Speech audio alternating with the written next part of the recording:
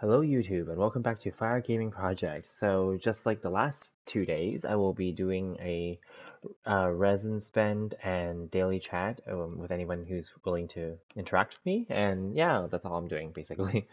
So let's get to it. So yeah, make sure you guys are subscribed obviously, and yeah, hit the notification bell and hit the like button, and yeah, feel free to interact with me live. Thank you. And also, if you guys are seeing this on replay, then feel free to leave me comments as well on this video or in any other videos. I do respond within 24 hours. So today I did something silly. Well, not really, not that it was silly, but I let my resin overflow. So as you can see, there's 85 right now, but like half an hour ago, it was at 160 out of 160. So it was my mistake. I didn't log in at all today, so I mean, it's not silly, but obviously, preferably you wouldn't let it overflow like that. But hey, I mean, in a way, it kind of goes to show that I don't have time to play, and also that I'm not playing as much. So yeah, it is what it is. Oh well. So I think it overflowed like maybe 4 hours ago maybe. But what happened was I was tired after work and I took a nap. And then I had obviously dinner and started watching a little bit of TV, and then I completely did not even think about the game. So because I've been so into like just lately just coming in and doing it at the end of the day basically. And sometimes like I do log in like during the day just to quickly convert the resin into condensed resin, but I don't think I did that today. Clearly I didn't. So that's why it overflowed. Oh well, it is what it is. I was in the office today. So yeah. So that also contributed to me being a little bit more tired. Not complaining, but I'm just saying because there is a commute involved, right? And then like, bringing stuff to and from a place, like, laptop, etc., it is tiring. Yeah. Okay. So I have to do, what am I doing? So today I still won't be doing the abyss yet because it won't be enough time to do it all. But I promise I will do it. Just I'm not sure. Maybe not now. Maybe this weekend. Maybe yeah. Maybe not on the weekdays unless I play earlier, like in the evening. But then again, it goes back to if I'm available. We'll see. Maybe tomorrow evening if I can. Tomorrow I'll be working from home, so no commute. So maybe I should be able to do it in the afternoon, late afternoon, early evening. Maybe. We'll see. Yeah. Of course, I'll do a video of it, so it doesn't. So you'll see it for sure anyway. Okay. Oh, I forgot about that. The flower thing. I had those six being made. Not that it matters anymore, but yeah. Okay. Let me just quickly grab them now then. Not that it matters. I forgot about these. I think I put them in like the day yesterday, and I didn't collect them back, and then I just turned it off. Whatever. So yeah, and I have to do the 3 ley lines because obviously we make sure we can't like give those up. Obviously. Um. Yeah.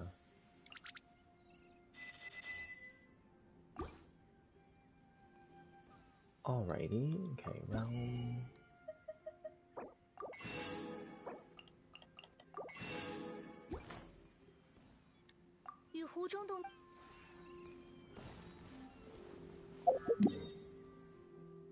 Yeah, they've been waiting there for a day. Whatever. I mean, it takes forever to get everything for like the achievements here anyway, so it's not like I'm like, you know,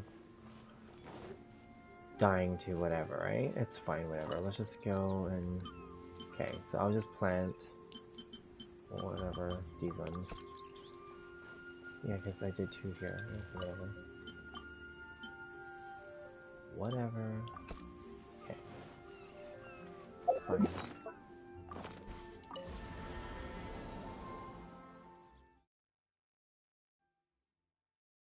I find that this is the thing. I find that by not being so addicted, let's say, to the game as I'm playing less, I find that I stopped caring as much about like spending on the game, which is great because then you end up saving money, obviously, right? So yeah, and I don't mean that in a bad way for the game. It's just that it's kind of like, well, maybe there's no real need to continue spending on the game. So yeah, I mean, definitely those people that like obviously have a channel that's you know built up all around this and you know are used to like getting tons of views for making Genshin videos, then those people aren't going to be doing that. But then you never know. I've heard of some of them trying to reduce their spending too. And there's been lots of other YouTubers that at one point had lots of views and such, and they've come and gone as well. So, you know, it does happen. People get bored and they move on. Now, for sure, if that ever happens, I will let you guys know. But regardless, I will still keep this channel going, and I would play something else instead, obviously. Just because if I ever don't play Genshin, it doesn't mean that I won't be playing games at all. I totally love video games. Yeah. So yeah, but right now, definitely I'm still playing Genshin because it's so easy in a way. That's why I do like it because it is a casual game. You just pick it up and do it, and then like do a little bit, and then or not do it. Like it's just so flexible in that way. 见过这个吗？无处遁逃。此刻，寂灭之时。Oh, I wasn't even hitting it. It was like too far away. Okay. And then of course we switch back. This time I'm going to be trying to be more like careful and just make sure that I'm actually spending the original resin, not tapping it too fast, right? And then yeah, should be fine.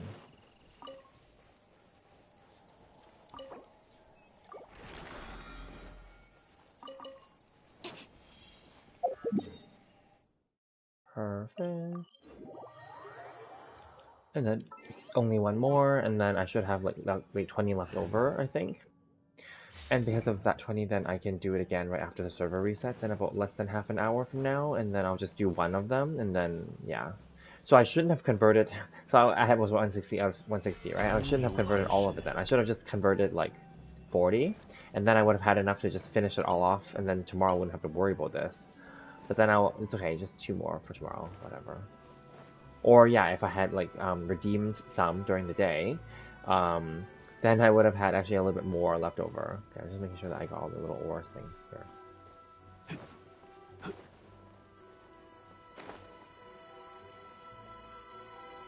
And then I'll be doing some mining after this, just because, like, might as well, right?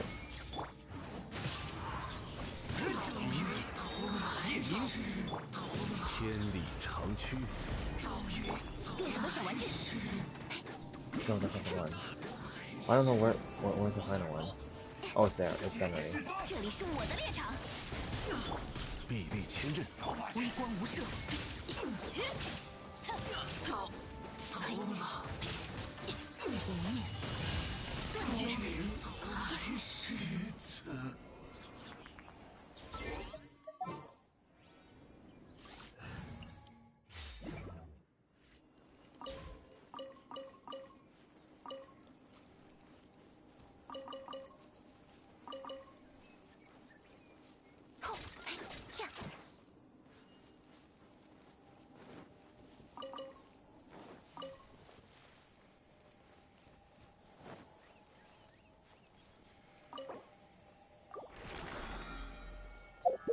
Okay, good.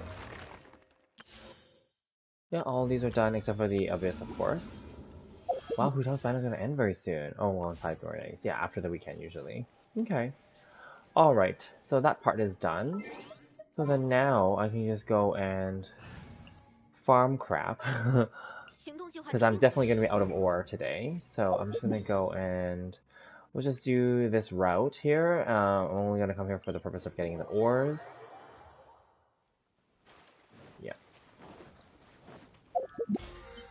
And I don't really care about these things anymore because obviously my battle pass is maxed, but I keep it like just as a way to just keep track, I guess.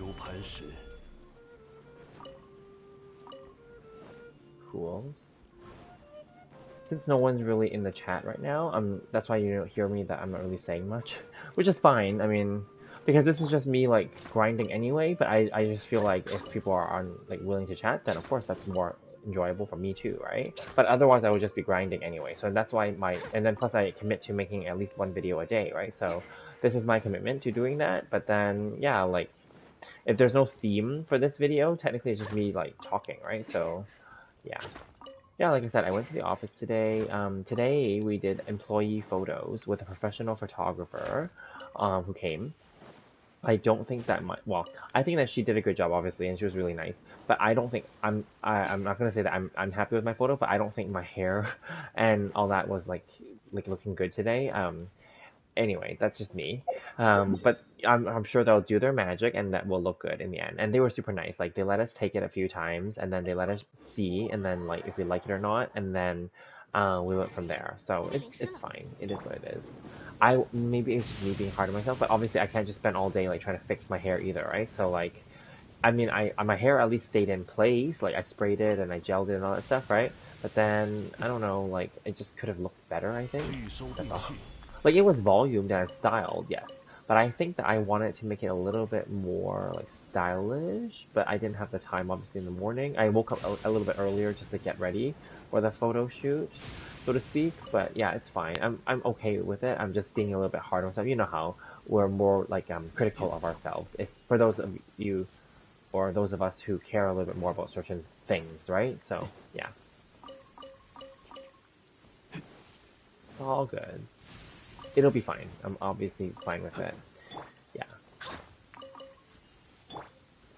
And then I'm hoping that like if it turns out good, because then I think they're gonna be nice and give us a copy, um, and then we can like a file copy and digital file, and then like with that copy I can maybe use it to update my like LinkedIn profile or something like that, my professional profile. We'll see. I mean, I have a decent looking one from before on my professional profile already at a previous employer. However, that one wasn't a professional shot. It was just really just me doing a selfie. However, I liked that one, and that's why I kept it, right?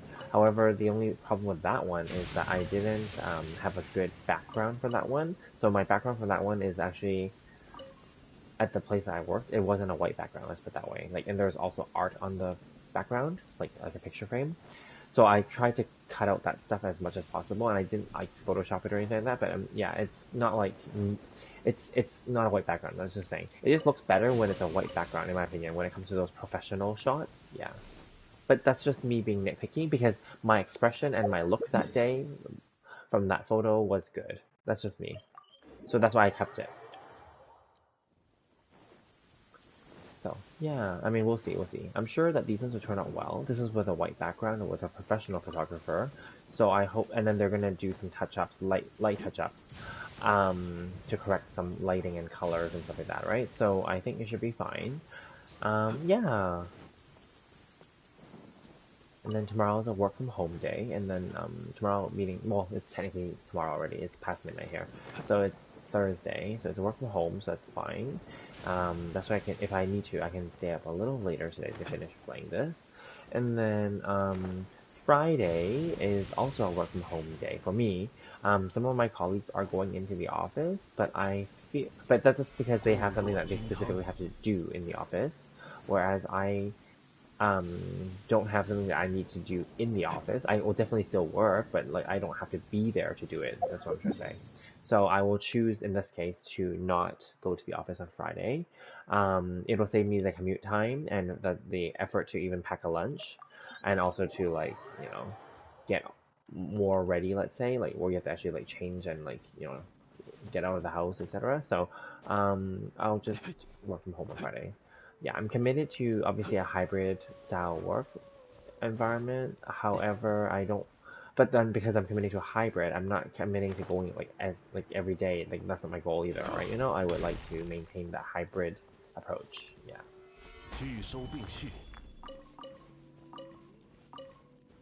which I'm very grateful for. Yeah. Oh, I gotta love my Eula. She just swipes really fast, whereas other Claymore users just are kind of slower. Alrighty, okay, and then we just continue on, grab all this stuff.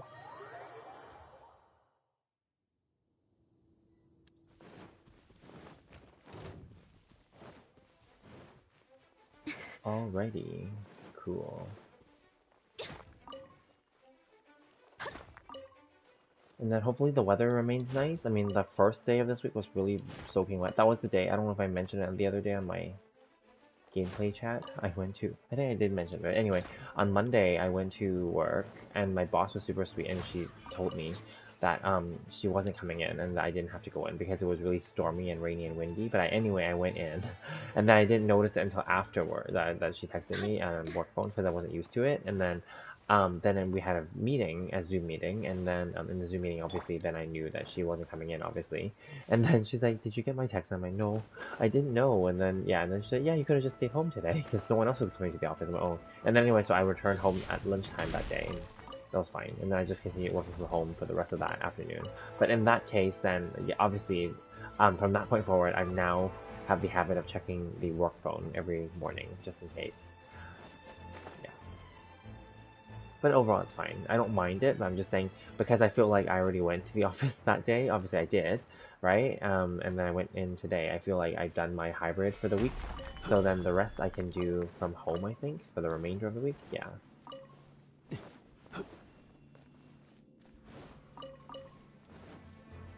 Yep. And then stock markets today dropped. So it's an opportunity for people that are into that, including myself, to buy in more for things that they've been eyeing. I know I put in some orders. Yeah, so there's that, and then so there's also the hope that then they would regain after you buy them at the low. Obviously, that's just part of how it works. So yeah.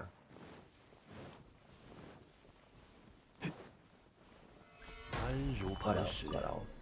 Nothing major now. I find that like now that we're getting close to the end of the year and close to the end of the holiday or close to the upcoming holiday season, there isn't much more that's going to happen. Like I mean, we'll continue doing what we have to do with our routines, whether it's TV shows or movies or whatever. But I feel like a lot of times when it's near the holidays, there isn't that much more to look forward to, let's say, other than the actual holiday itself.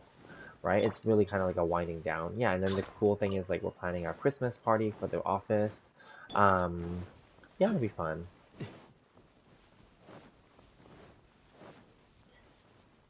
And then like we're not going. Well, I'm not going anywhere, so I'm staying put. So that'll be that. And then for me, I don't do gifts with people.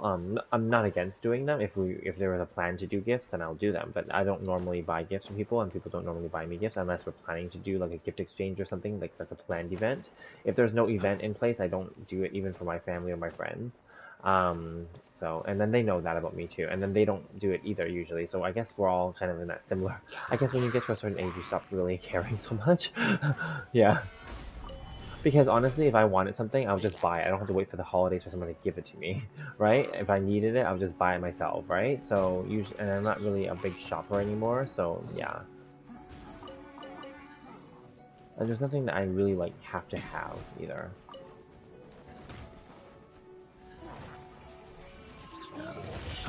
Ugh, this is annoying. They keep coming after me.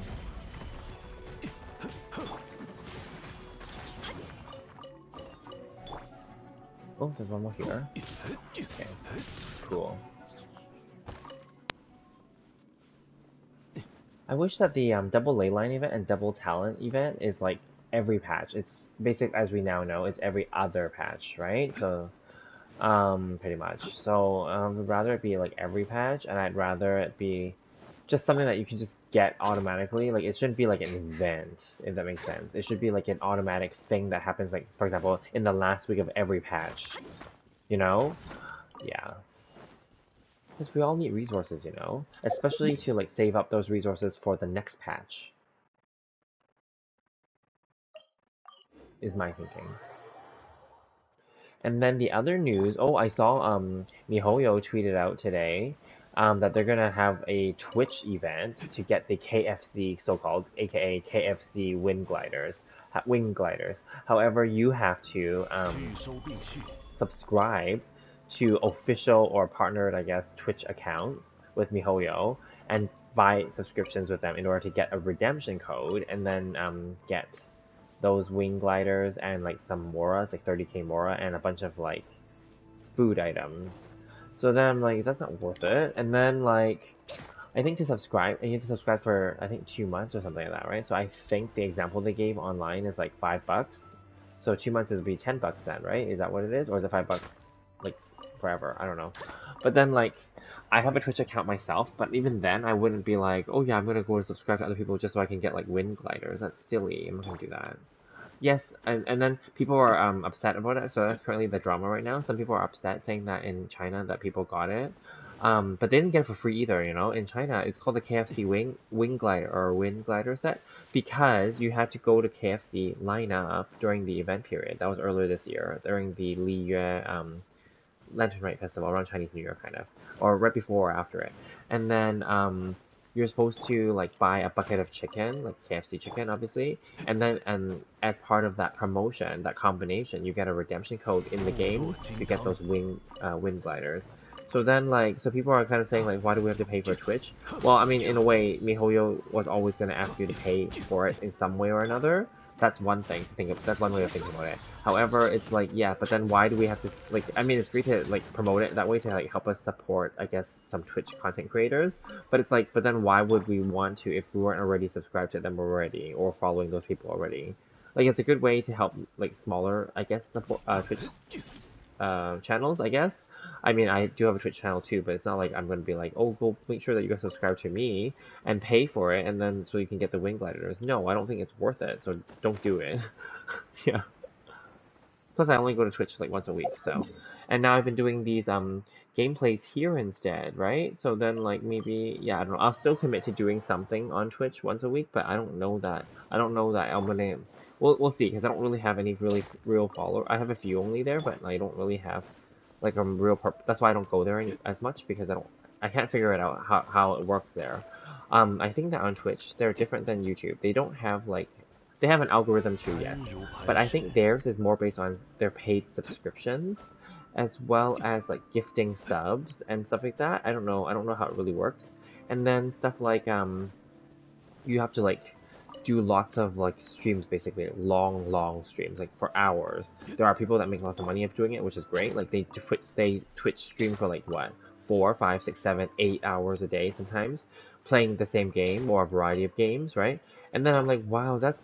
I mean, I do this like the other day. I did it 2.5. That was the first one this week, and then like I think that was Monday, and then like yesterday, Tuesday, I did an hour and a half, right? And then right now I just started, and it's been only like 20 minutes, right? You know, and then like yeah, but I can't imagine like doing like for like 8 hours. I can see it like when the game was new, when Genshin Impact was new, and there was like so much content, like everything's new, and you know people are playing through the storylines and the events and exploring and all that stuff. But now the game's not new anymore if you think of it that way. Right? Like I don't think anyone's really gonna pay attention to watch you for like that many hours, right? You know, and I don't even think that anyone wants to play it that many hours. To be very honest with you, so I don't know. Yeah. And also the person playing would be really tired too, I think. I mean, I've done long game sessions myself, especially even in Genshin too, but also in other games if I'm really addicted and hooked, right? And it's all like new to me and I feel that momentum, I'll do it. But then like it's not like it's like sustainable that you can do it like every day. I mean, I will do it for a while though, I will say. Like when I'm really in love with the game, I will definitely like be addicted and play for like hours and days in a row, but then afterwards, eventually that momentum like dries up and that enthusiasm. And also if you're doing it on stream, you have to like think of topics to talk about, not just about the game. So that's also can be tiring too. If you're only talking about the game or just only playing every day, you have no other topics to talk about technically. Because like if you didn't go onto the world or if you didn't like watch news or something or have other major topics or if that game doesn't have like news themselves, then what would you talk about for hours? I don't. Oh, that's always been interesting because I've never like watched like those pro like Twitch streamers like for many hours. Like I've seen obviously like for example like some of the big channels like and I'm just naming this in a positive way. I'm not criticizing. Like they've obviously cut out some of their Twitch videos and they repost them onto YouTube, of course after 24 hours because that's the policy, and then they obviously shorten it for YouTube, right? So then I can see that they kept the entertaining parts for YouTube, but then like okay, but then on Twitch then that means the majority of the time wasn't as interesting if you think of it that way.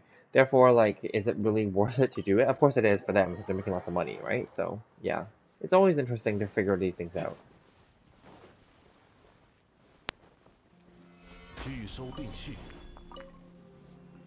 Alrighty, the server is about to reset. That's good.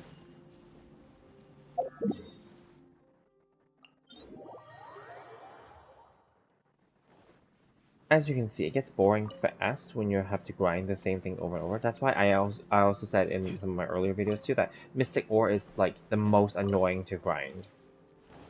Because, like I said, gold you can do ley lines, heroes wits you can do ley lines, right?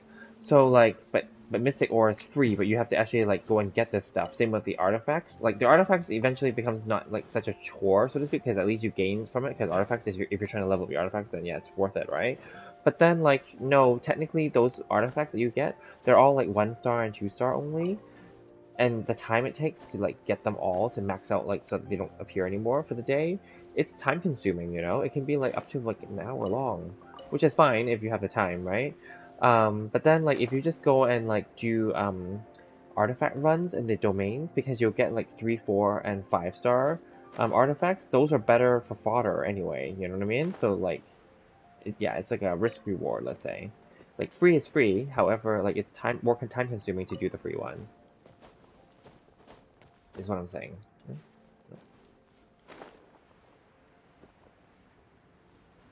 Same with missing ore. There's no other way. Hey, Chun Chun. How are you? How was your day?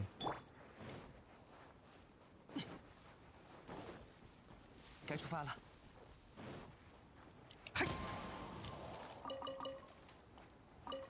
Gotta make sure I get my fowls. I won't be able to kill all of them here, but I can get these 3, I think. And then that one to the left and to the right will be flying away, and then I think there's one more I can get that's around this rock. 该出发了。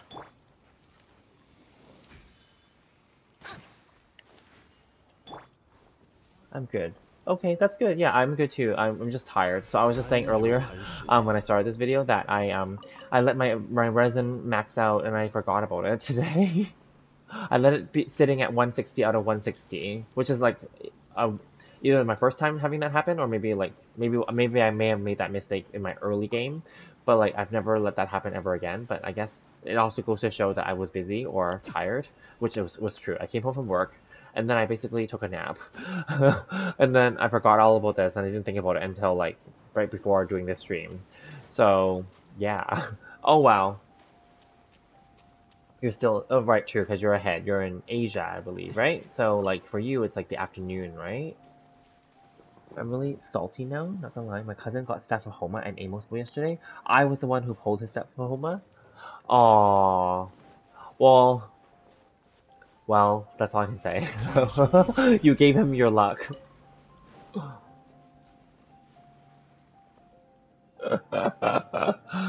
Yeah, they're so.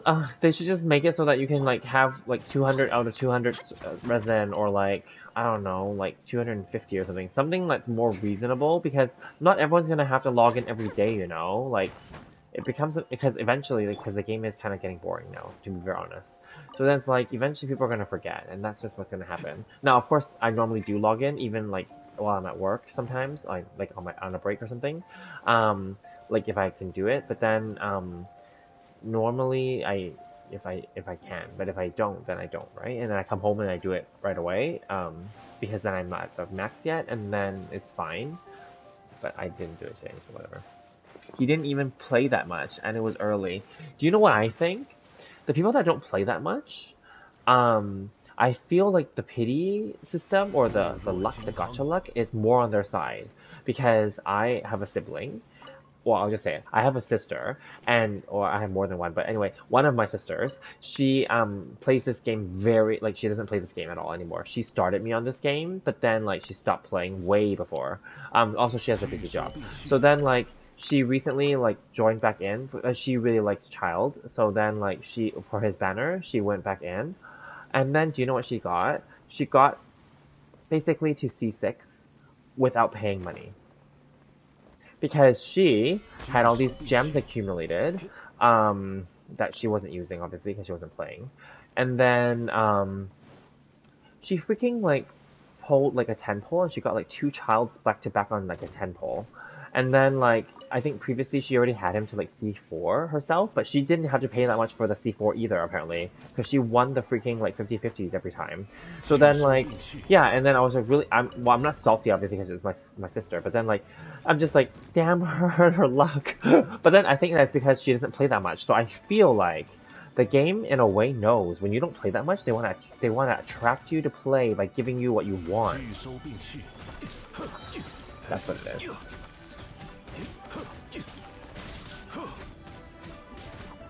Yeah, exactly. So I'm like a little bit well, I'm not upset, but then like yeah, well she loves Chow, but the funny thing is after she got him to 6, she's not playing with it anymore.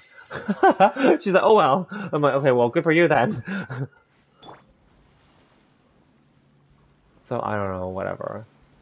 And then she keeps asking me, she's like, oh, you need to like play with me so that you can help me kill the bosses so I can collect that stuff. I'm like, yeah, we can, but she never has time to play, obviously because she's busy. So it's fine. Oh well.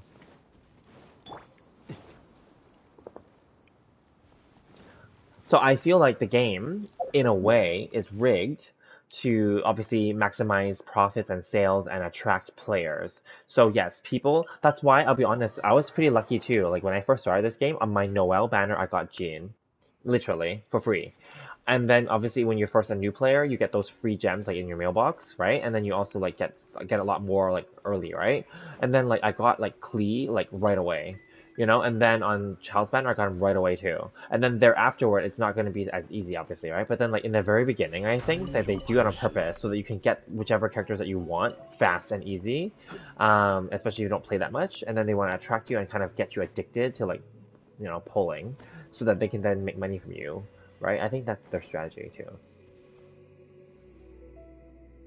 How many primos have I saved up? I don't have very money because I spent them recently, remember? To get Toma. Let me see. How many do I have? 620. And those are just from like Welkins and like daily commissions. Obviously the daily it just reset right now, right? So I can get a little bit more, but yeah, like because I pulled the stupid Toma, right? But then like well, at least I got one copy of him, right? But I'm not gonna pay to like, you know, get a C6, whatever. Who cares, right? But like, he's not even that good of a character, to be honest. But yeah, it is what it is.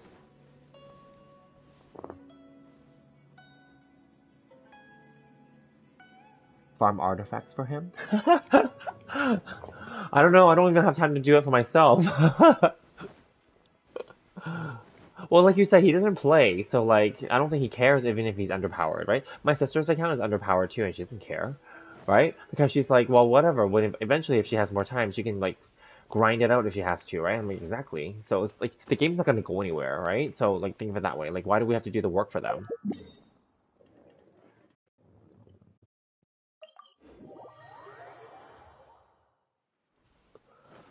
Yeah, maybe I should go and submit my what am I doing? Submit some of these crystals for like being made first. Yeah, let's do that first.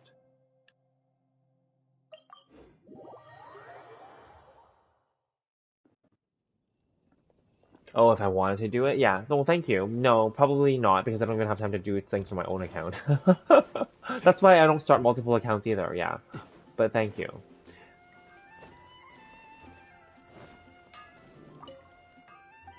Because my sister also asked me to, because I still have a PS4, right? I mean, I'm using PS5, right? But then I can technically load her account onto the PS4 and technically grind for her account too, right? But I'm not going to, because I'm like that's extra effort from on my part. I'm lazy, or I'm also busy. Let's put it that way. So like we're all busy. Like when you're like you know obviously when you're in the real world working and all that stuff, you know other things are priorities to be very honest.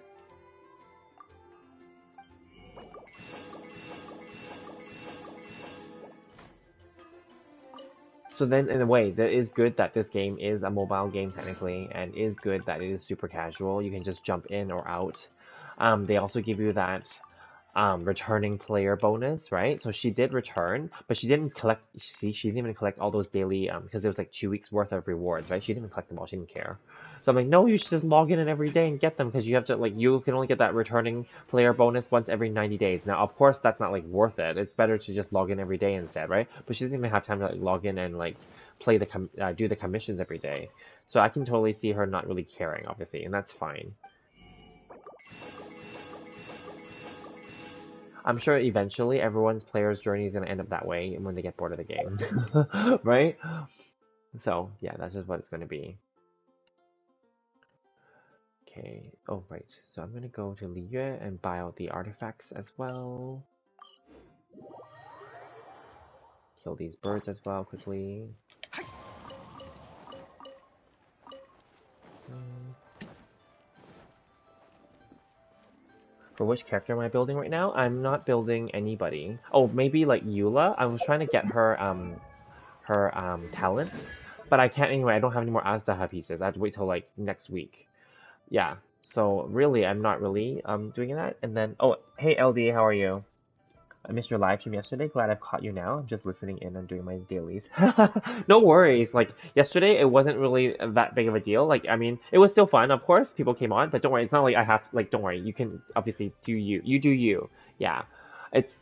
I'm just doing it like this week. As you can see, I'm trying to do this on a daily basis, but we'll see how it goes. Like maybe I don't know. We'll see. Like right now, it's fun, right? Of course, and it's always good to see you guys. Okay, sorry, let me go back to my Eula. Okay, so my Eula, yeah, so I'm trying to get her to 9, and then this one I already crowned, right? And then I don't have any more crowns anymore because I spent them all. And then like, so this is what she's at. I just got her barely over 50, God. Yeah, and then her crit damage could be higher. I definitely need to figure out a crit rate situation. This is the one where I had to reform the stupid Pale Flame domain, and I finally got her 4 pieces, but they're not even like that great. You know, that's the issue, right? You know, it's just really, yeah. And then her energy recharge is only 100%. Yeah. And then fizz damage is 104.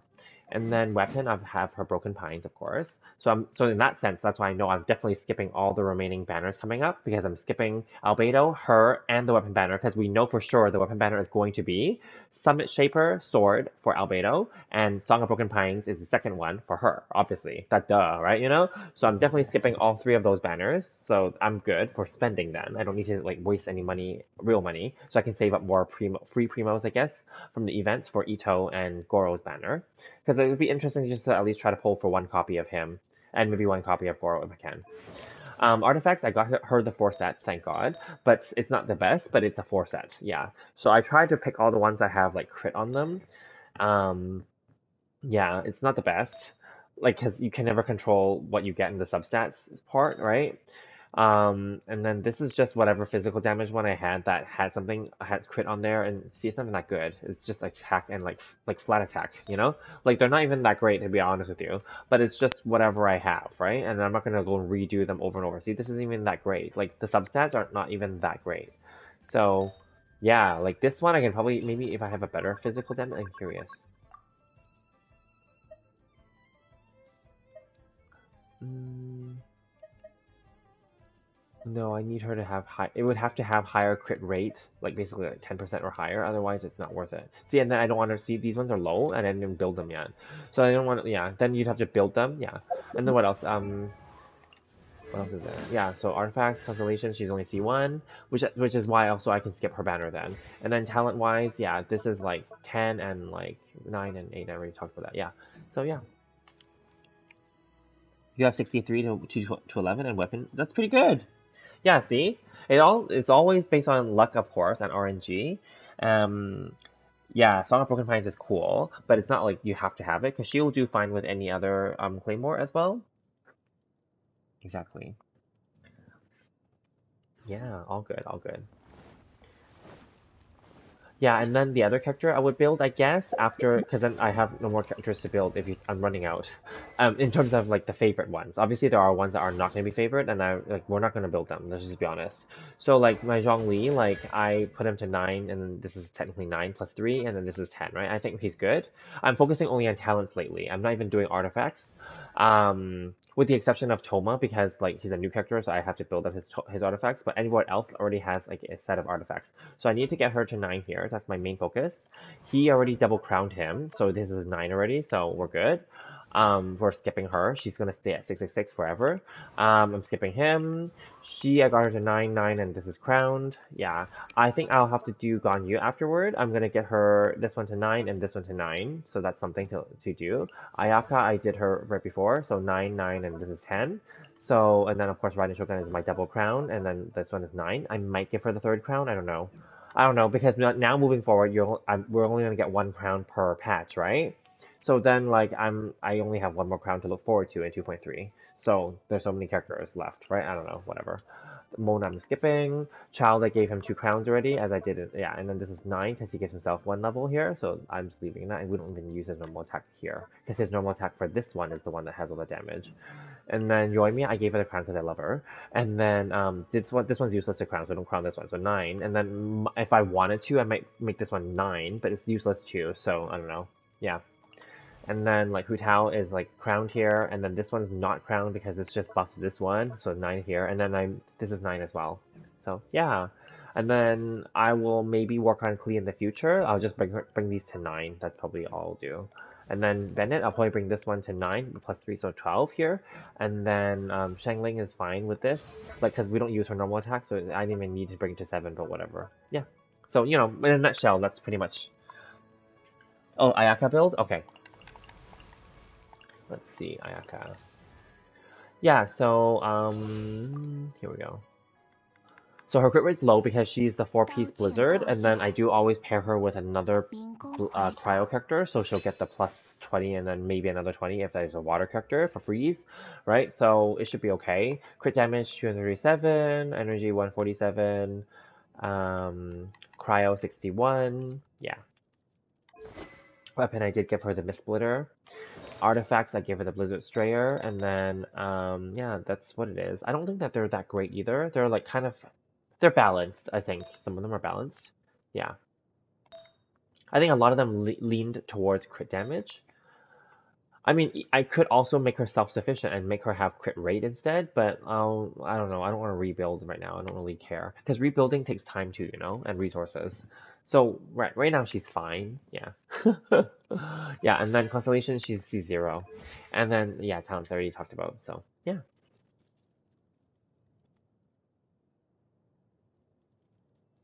Oh yeah, Noblesse would be good, because then she can support the other teammates when you switch out.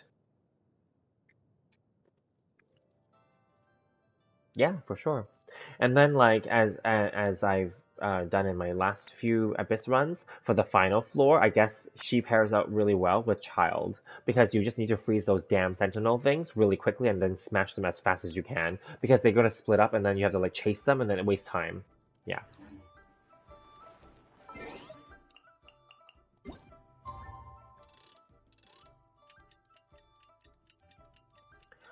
And for LD, if you're doing your dailies, make sure you buy all the artifact stores. They're all reset today, I think. So the Mondstadt store. Oh, sorry. What did I do? Oh my god, I did the wrong thing. I went to the next morning. Anyway, the artifact stores and the one in Mondstadt, and then the two in Liga here. This one is open in the evening only, and then the one down by the dock.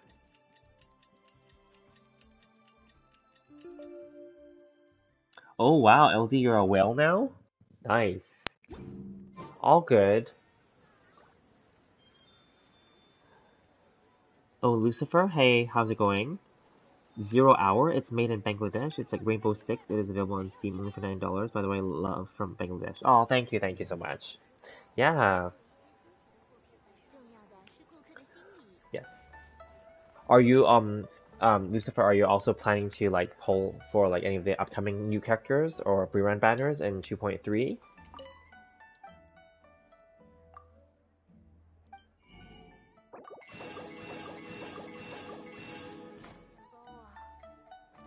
Oh, it's a bot? Okay, maybe. We'll just leave it then. 该出发了。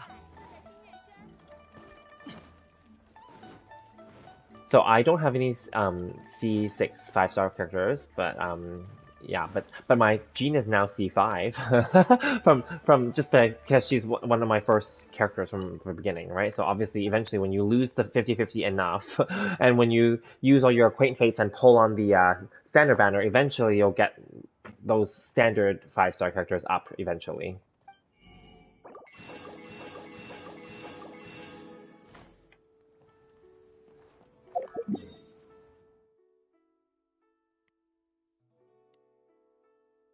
Wow, a C6 Zhongli. Good for you.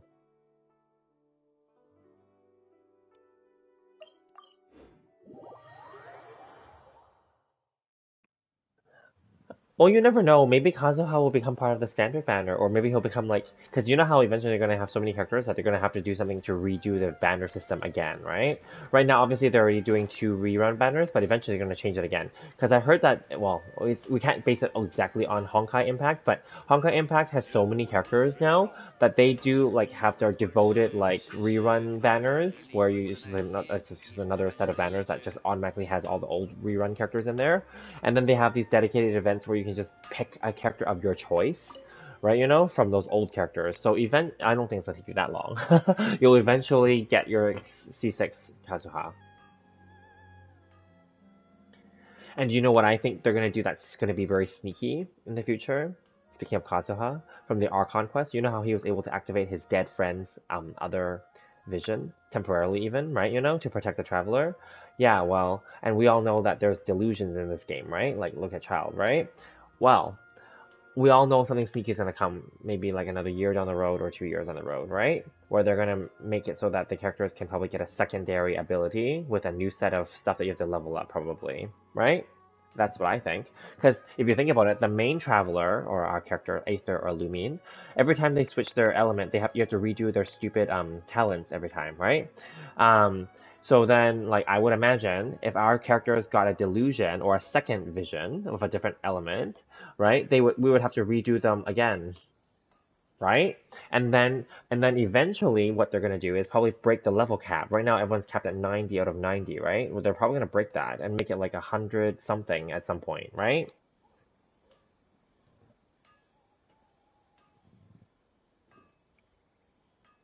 Could you show Chun my account, please? How do I show your account? How would I go into your account? That's a good question. How would I do that? I'm on PS5.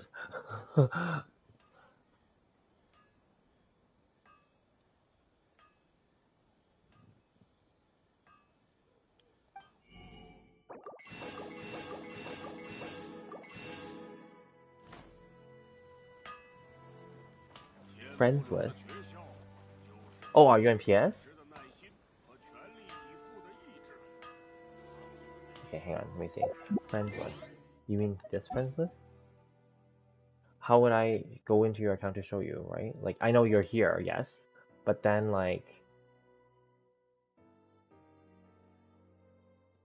or would I have to join? Like, would we have to join like together, like co-op? You mean? And then like but then even if I co-op, it's gonna only show from my perspective. It wouldn't show your like I can't access your characters.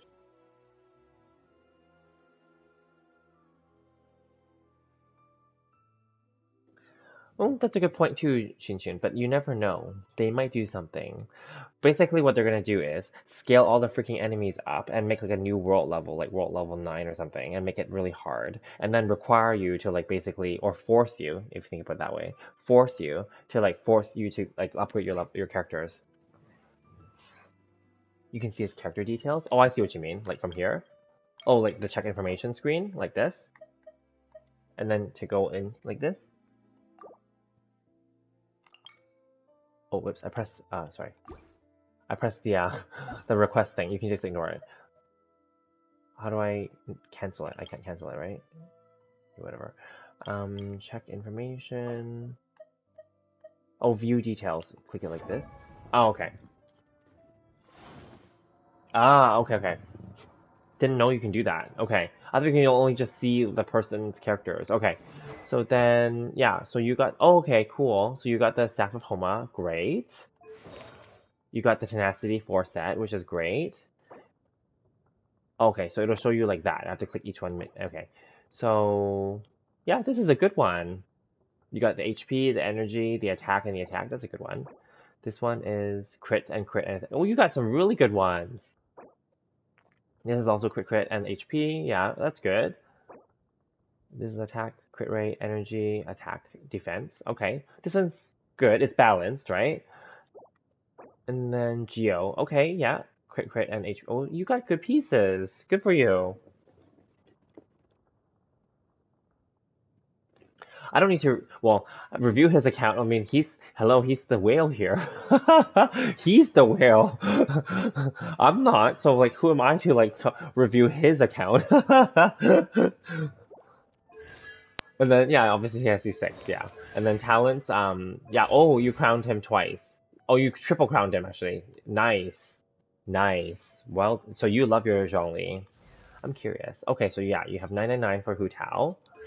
Oh, and you got her to C2. Good. Artifacts, Crimson Witch, crit rate, crit damage. Yeah, that's good. Elemental Mastery, yeah, okay, and some HP. Okay, let's go this way. Pyro, crit, and attack. Okay, yeah, that's good. Okay, crit, attack. That's good.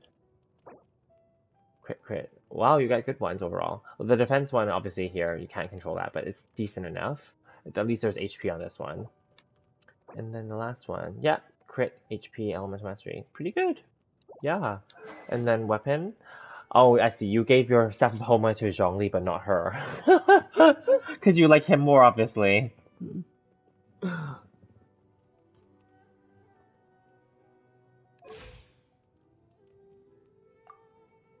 Oh yeah, you got good crit rate, and then it's a good 1 to 2 ratio pretty much already. Let me go back here and then click this button. Oh yeah, okay. Oh well, he has good crit damage, so I guess you use him more like a sub DPS for sure then. And then maybe I guess if you eventually get another one with better crit rate, then you could probably try to boost this a little bit to have it more sustainable. Yeah, it's good. And then Kazuha, I'm sure Chun wants to know. Oh, your crit rate is low here. Maybe you don't really use your Kazuha then.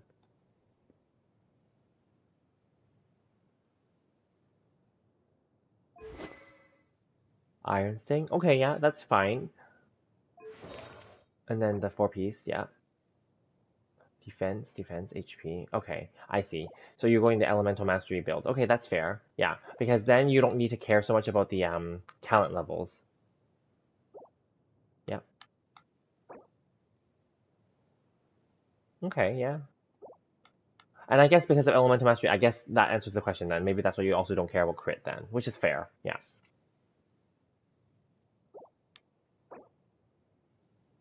Okay, that's good. Nice. Oops, I clicked out. Okay, let me go back in. I didn't know you can do this to look at other people's like characters like that. That's cool. Okay, so Z0. Okay, yeah, and then 899. Yeah, that's pretty good already. And you have Eula already, so 879. I'm sure you're gonna try to get her E up at some point. And yeah, C1, good. And then Pale Flame, good. You probably have better pieces than me then, because mine are not that good. Okay. Yeah, that's good, because she needs energy. Physical damage, yeah, that's good. HP. Okay. You'll probably, yeah, eventually you'll probably get a better piece than this one, and then you'll probably replace this. And then, yeah, okay. Yeah, that's pretty good. That's a good one, actually. 29.5 crit damage? Whoa. Yeah. And then that was the last one, I think, right? Yeah, we saw this. Okay. Cool. And you got this Broken Pines, of course. Good. Yeah, and then, yeah, see, your crit rate's good, and then your crit damage is higher than mine, I think, which is good. And then energy recharge, yeah. And physical damage, yeah, good. Albedo, wow, you got all the characters already. You are a whale. Crit rate, crit damage, yeah. Are you gonna reform the new domain for Albedo? Probably not, right? Or unless you really love him that much, because it's extra like time and resin to spend to do that.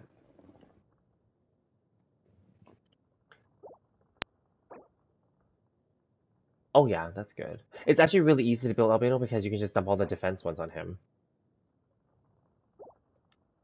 So in that sense, it's not like you have to farm his specific new domain. I get it, but then like you could, if you're going to go for Ito as well and you want pieces for him, then you might get some extra pieces for Albedo, and then you can just switch these out if you want. But these are good already. Because he's really easy to build. Yeah, it's Z0. You don't really need to like get his constellations. But yeah, his C2 is good, but that's not like it's necessary.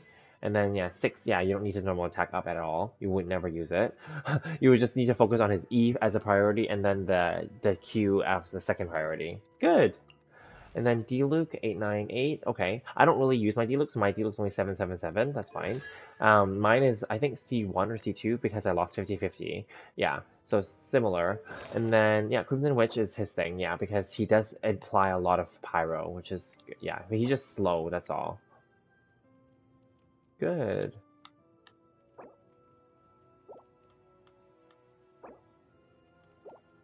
I can only say good because there's nothing else I can really critique here because he's the whale here. He's the one that is like getting better pieces and like C6ing his like character. So okay, luxurious sea lord. That's fine. It's a pretty good weapon overall still. I mean the Akua Maru is good too, obviously, or sometimes in some cases better. But that one's so hard to get at high refines and so hard to get. Period. I couldn't even get one of them.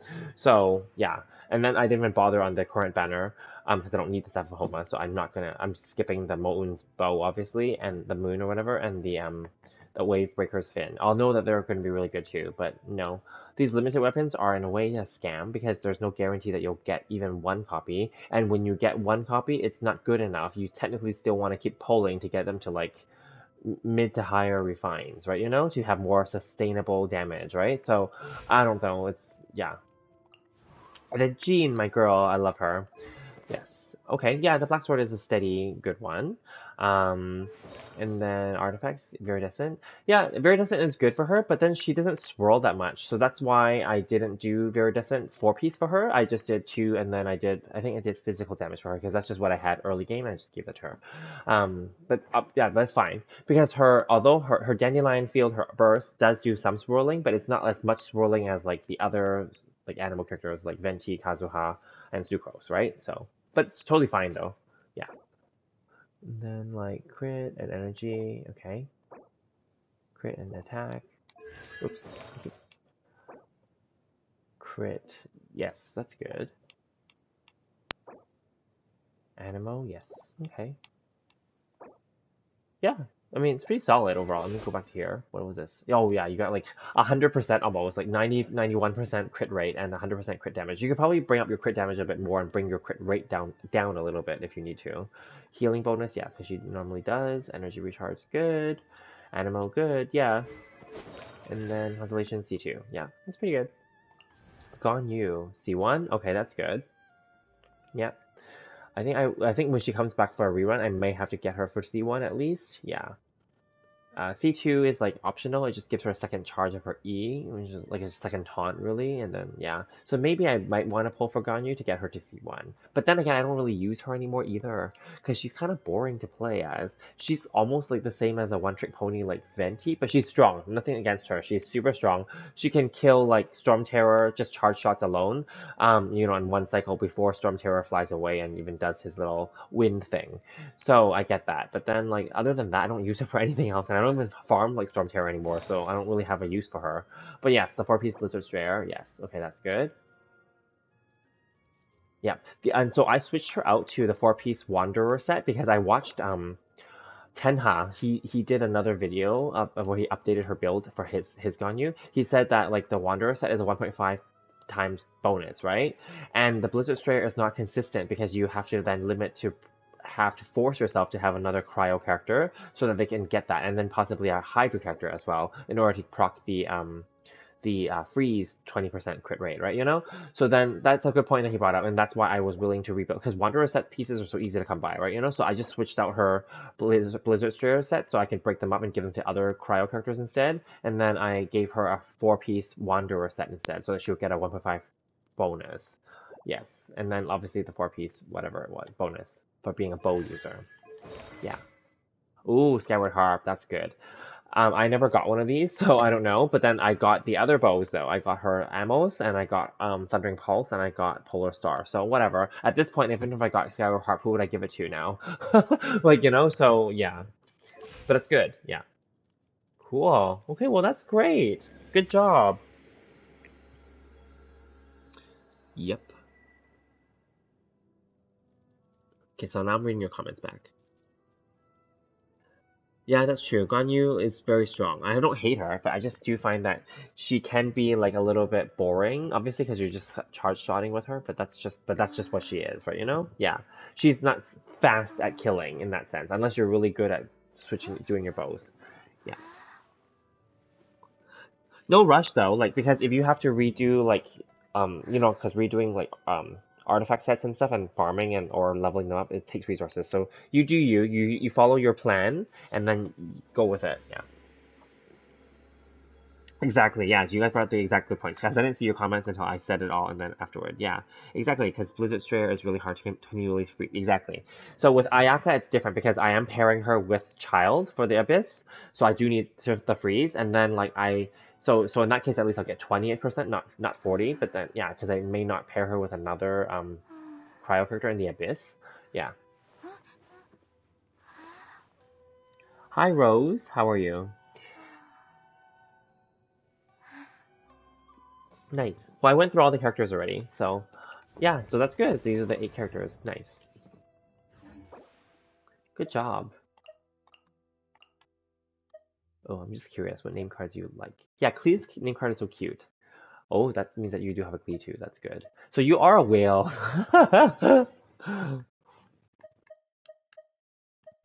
Nice. And you're also AR-58, right. So there you go. Yeah, for sure, like, you know what you're doing. Good. 见到了这么美丽的景色，自然会。I'm gonna collect these first.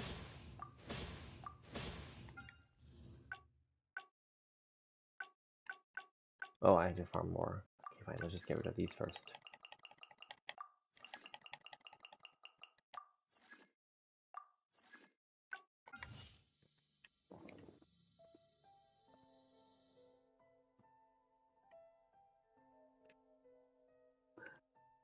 Don't worry, Rose, we all have multiple, so it's fine. It's totally normal. There's no one favorite. You have to have like a couple. There's like 42 characters in the game, so there's definitely more than one favorite.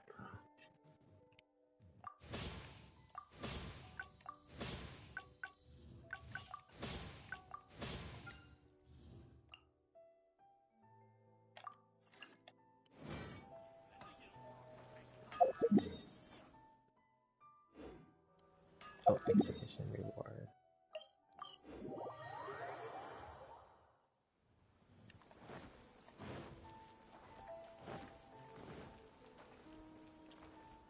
向着星辰与深渊，欢。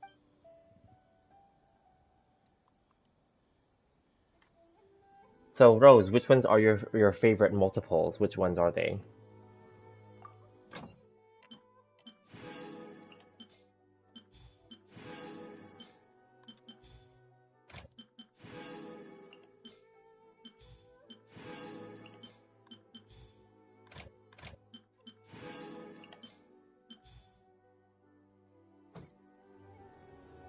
Yes, please. Of course.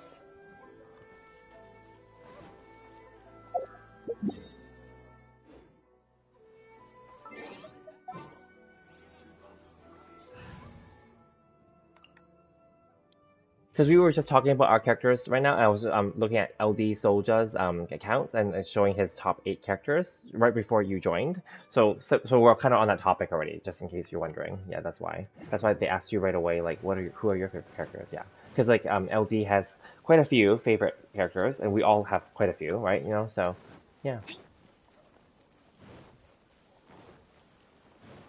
And this is just a chat like about anything, right? I'm not doing anything like fancy in this game, as you can see in the title. I'm just doing gameplay and chat and just like farming and doing like daily stuff. Nothing major is happening here. So you don't need to pay attention to what's on the screen. You just focus on the chat. You know? Yeah. But yeah, I'm just doing my daily stuff. I'm doing my dog event. You know, shoving my crafting my mystic ores and ores. Yeah, and then like farming for like ores. Basically, that's all I'm doing.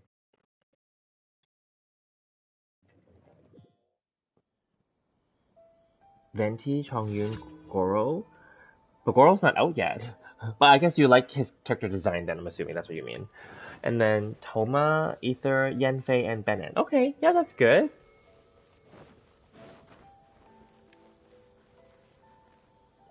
Venti, Goro, and Ether. Okay, that's nice. Yeah, so it sounds like you do like the bow characters more, right?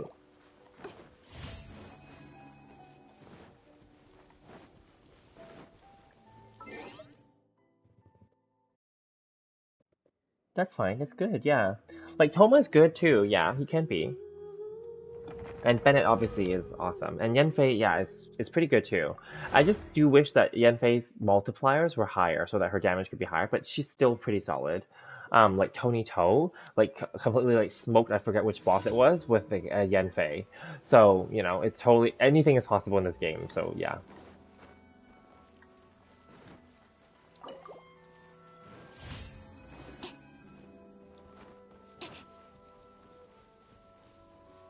Yeah, that's good.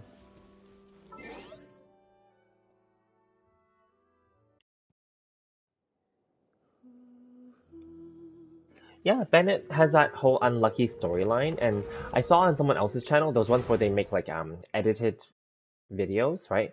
I think it's the Undiscovery channel, I think it's called. Yeah. Or is it the OK Code channel? I don't know. Anyway, they made a little storyline. It was really cute how they did it. They used the cutscenes from the Barbara hangout event, I think. And then and part of Fischl, and then they made it so that Fischl was in love with Bennett secretly, and then like but Barbara healed Bennett because he was unlucky, and then then Fischl went crazy because she has that crazy laugh, and then she wanted to kill Barbara and Bennett. So I thought it was really well done. I find that it's really creative what people do with this game. They string like they cut out scenes from different parts of the game and then they string it together to make their own little story. It's kind of cool. And then there was another one where they did well recently, I think maybe last month. There's like if you look it up, if you just Google it on YouTube, there's like a Squid Game Genshin Impact video that someone made. It was really well done. Like obviously it's not like real Squid Game, but then like it's based on the characters' idle animations. And then Klee, it's just so cute because Klee is like one that kills them all.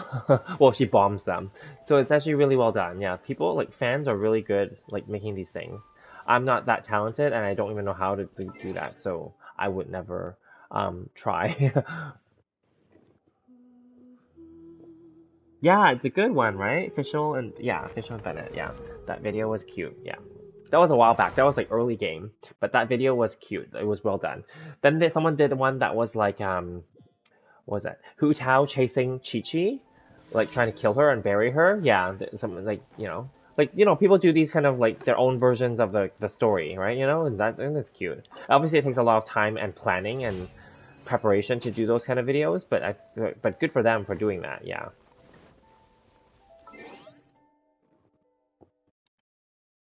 Have I watched Squid Game? I haven't yet. I know. Pretty much everyone around has watched. Like, but people in my office has watched. Um, like a lot of my friends have watched already. I haven't watched it yet. It was surprising. I know. I don't have time. I probably will have to binge it at some point. But I've heard good things. And so this is just me though, because I'm older than you guys. I can only assume obviously, but I know I'm pretty sure I'm older. So like you may or may not know these other shows. There's obviously you may know Hunger Games because that's a very international thing, right? And it's a book as well, right? A series of books. But then like there are so many of those ones where it's like young people killing young people or people killing people, basically, right? Japan had really old one called Battle Royale. You can look it up if you're interested. It's where these teenagers were stuck on this island, and unfortunately, only the survivor can leave. And they were all friends, some of them, and some of them were like boyfriend and girlfriend, and they had to kill each other. Yeah, it's actually very gruesome. So anyway, then there was a second one. I think the second one was not as good. And then that was an old one. And then Japan has several of these ones. There's like the one on Netflix called Alice in Borderland, which was earlier released this year, or was it released last year? Similar idea. These young people are trapped in this kind of like video game like world in Tokyo, and then they have to kill each other to survive. It's all these like things. And then there's the anime right now, High Rise Invasion, also on Netflix, right? It's just similar. Like there's so many of these ideas. So just so we're clear, like kudos to South Korea for making Squid Game and making it so popular, but technically the idea is nothing new because many movies and shows have done it already. Yeah. So yes, Chunchun, you're correct. I did retire from my job, but then I picked up a new job this month. So, and I was saying that because even though I'm retired, it doesn't mean that I'm not allowed to go and pick up more jobs. Yes, I'm older than you guys. I'm not like old, just so we're clear. I'm in my 30s only. But then like, but doesn't mean that I'm like, not, that I'm gonna pass up a good opportunity. So the new firm that I work for, I won't go into too much detail, but the new firm that I work for is something that I was really excited to get as a job. So that's why I'm willing to do it as a job. Yes. So that's why I've been working this month. Yeah. So that's why I've also, so it just happened really well because I was already cutting down my playtime of this game and also cutting down my spending. And I guess by having this job now, it also made it more so that it worked out well that I cut down as well. Because imagine if I was still very addicted in this game, then I would may or may not have accepted that job, right? But because I was cutting down on this game anyway, it worked out really perfectly. Yeah. And a fun fact, I guess you can call it fun. I got the job offer on my birthday. Because you know how I had my birthday video like a few weeks ago or last month, right? Yeah, and then so like the job offer came on my birthday, and this is another fun fact and true. I'm not making this up for views or anything. I had a dream like the week before or the weekend before my birthday that I would have a new job, offered to me on my birthday. And then like, but that was really weird because that weekend was only when I started applying for this job and a few others. Right, I'm not actively looking for work, but then this job caught my eye and I was like really interested. And yeah, I applied and then I kind of forgot about it, but then I had a dream that I would get a job offer. I didn't say what in my dream, which job offer, but I got a job offer. And then yeah, on my birthday, or technically the evening right before my birthday, the job offer, and because I later on did the interview, obviously reference check. I submitted my portfolio of items, and then like yeah, then like I got the job offer like the evening but before my birthday actually, and then I sent them back the paperwork on my birthday, and then like we obviously well I sent them a request to renegotiate for my contract to make sure obviously just FYI just to renegotiate for like terms and stuff like salary and perks and stuff, right? And then we had our meeting set up, and then we renegotiated it, and then like yeah, then I sent in my final paperwork the day after my birthday to accept the job. So and then I started the job this month, November. So yeah, it was good. Yeah, I know, right? Like, I saw those trailers too for Switch because I have a Switch, right? And unfortunately, it still has not come to Switch yet, this game.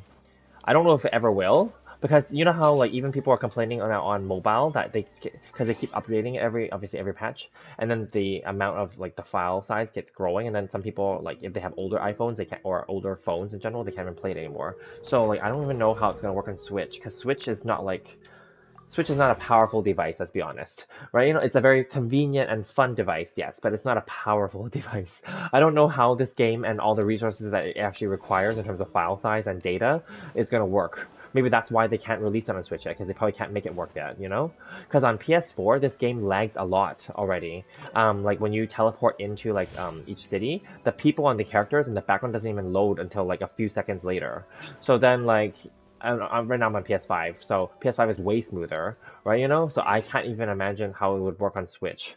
Yeah.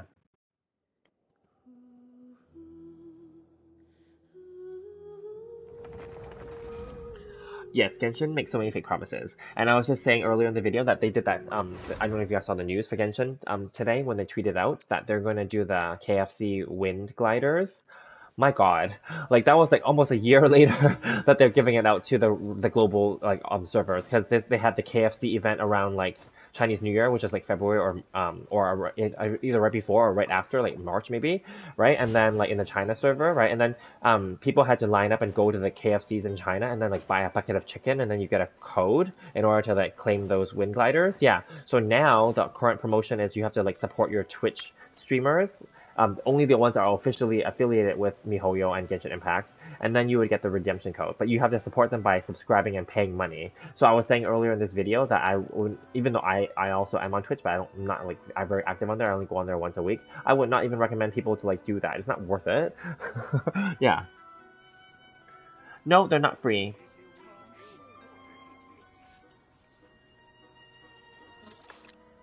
More whaling for me in the future? I don't know, like, I'll be honest, when you start working and then the money's coming in, like, it's obviously more money, right? But because, like, I was retired, but I was making money from my stocks and my real estates already.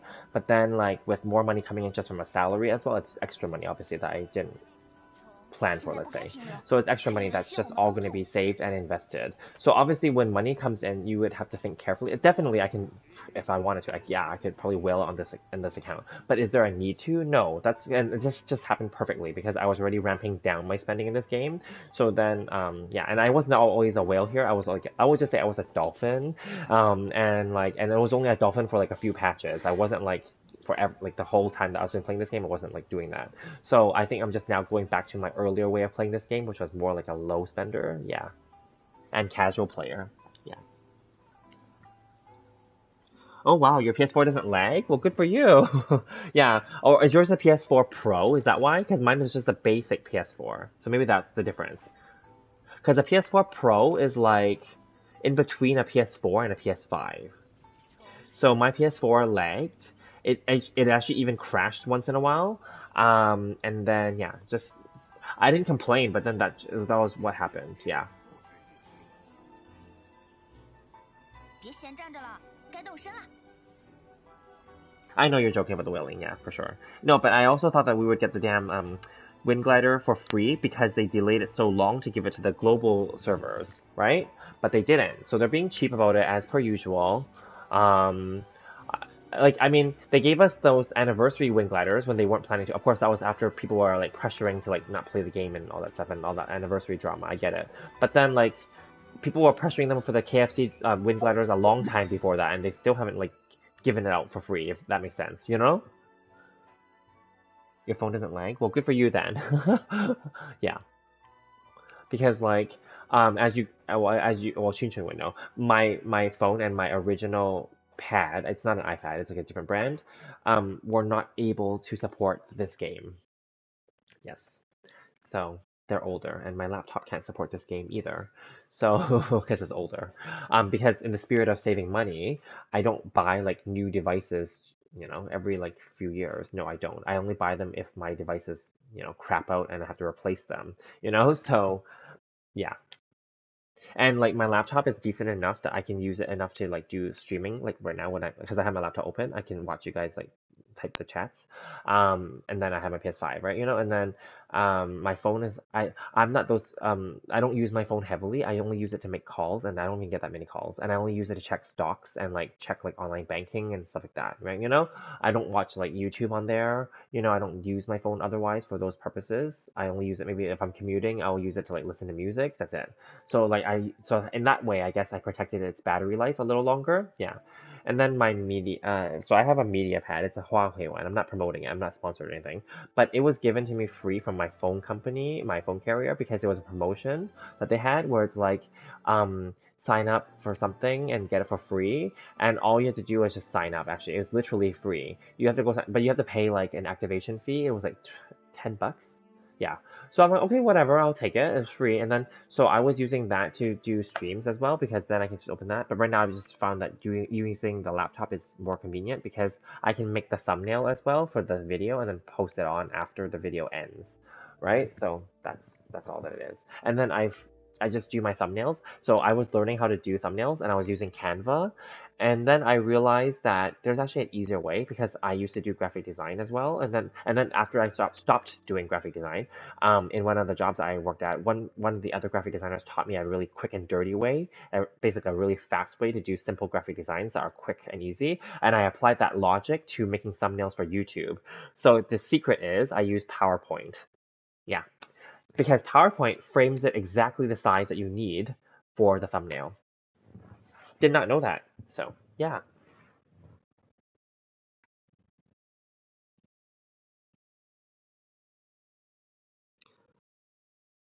That's fine. Rose is like taking her time, and that's totally fine. Yeah. PS5 isn't even a thing. Well, PS5 first of all is very hard to come by right now. They're sold out everywhere, even to this day. I was really lucky that in the summer this year, so I subscribed to a restock list. I'm in Canada, and as you guys know already, I'm in Canada. So I subscribed to a PS5 restock in Canada list, on Twitter. And then like what they do is they tweet out whenever they find out that which retailer has restocked. I don't know how they know it. I don't really care. As long as they figured it out, right? So they figured it out and then they tweet it out, right? And then that day it just so happened I was super like, because I normally don't look at my like those Twitter things because there's so many of them that happen in a day. But just so happened that day I picked it up right at the right time. It came in and I clicked it, and then I picked. It told me which retailer. So I went to the retailer's official website, and then like I clicked it and it was there, and then I clicked it and I was able to go all the way through to the checkout stage and enter my credit card information. Then it says verifying. Then it also has a disclaimer on there. It says it may or may not be fill the order until it's confirmed. So stay on the site, right? You know? So I was like, okay, well, maybe someone's going to grab it and I'm not going to get it. But no, it filled. I'm like, oh, okay, great. And then I got my PS5. and then I quickly told other people that were waiting for it too. I'm like, quick, quick, quick. Like, you know, I got it. And then they went onto the site. It was already sold out. So I was lucky. Yeah.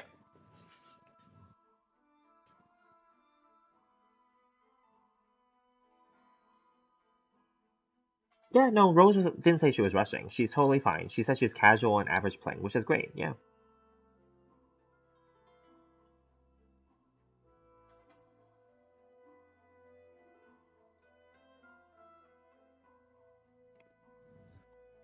But although I say that getting the PS5 was lucky, but at the same time, it's money, okay? In Canada, I'll tell you, I ended up paying, I'm gonna say, was it 800 bucks Canadian dollars? Yeah, for the PS5. And I bought the disc version because I have PS4 games that are on disc. So that one's more expensive than if you buy the all digital version, because I think the all digital one is $100 less, I think, something like that. Yeah.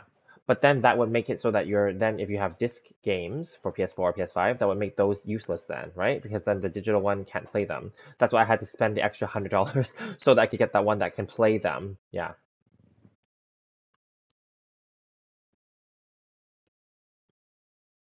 Oh, sorry, we didn't know. Oh, okay. We just made an assumption based on the rows. I'm sorry. So it's a he. Okay, cool. So yeah, and then also I bought currently I'm talking to you through a PS5 headset. So I had bought the headset in advance. I bought because the headset was never sold out, so it's always available. So I bought the headset when I was using my PS4, so that when I was streaming on PS4, I could talk to you guys conveniently, right? You know? Yeah, and then I had all these mic issues originally when I got my PS5 because on PS4 for some reason the settings are more automatic and simpler, and I was able to like set up the mic and the headset, and I was able to speak, and it was fine right away from day one. But when I got my PS5, I assumed it would be the same thing. It's not. I had to redo all the settings, and that's why a lot of my earlier videos have no sound. And I even had to type that into the description that there's no audio. And then I kept some of them, but then I ended up, in the end, though, I ended up deleting a bunch of those videos. I'm like, ah, screw it, you know? So whatever. Because they didn't have much high views anyway, and whatever, right? You know? But yeah. And then I actually had to redo some of those videos. I actually literally like re-recorded them all after I figured out the settings. Yeah. So anyway, that's just like a thing. Because PS5 made some of the settings like hidden. It's so stupid. That's all I can say. Because they're trying to be minimal. So then they hide some of the settings like behind like hidden like things that I would never know. Like that's where that they hit them. You know? Yeah. Anyway. Yeah.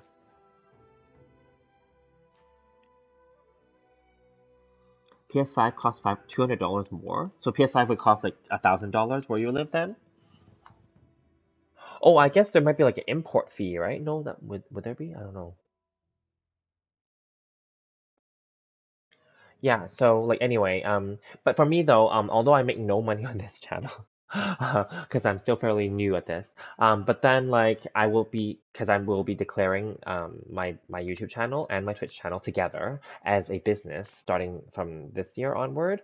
So then like I will be claiming a portion of the cost that I spent in this game, Genshin Impact, and a portion of the cost that I spent on the PS5 and the headset, for my business.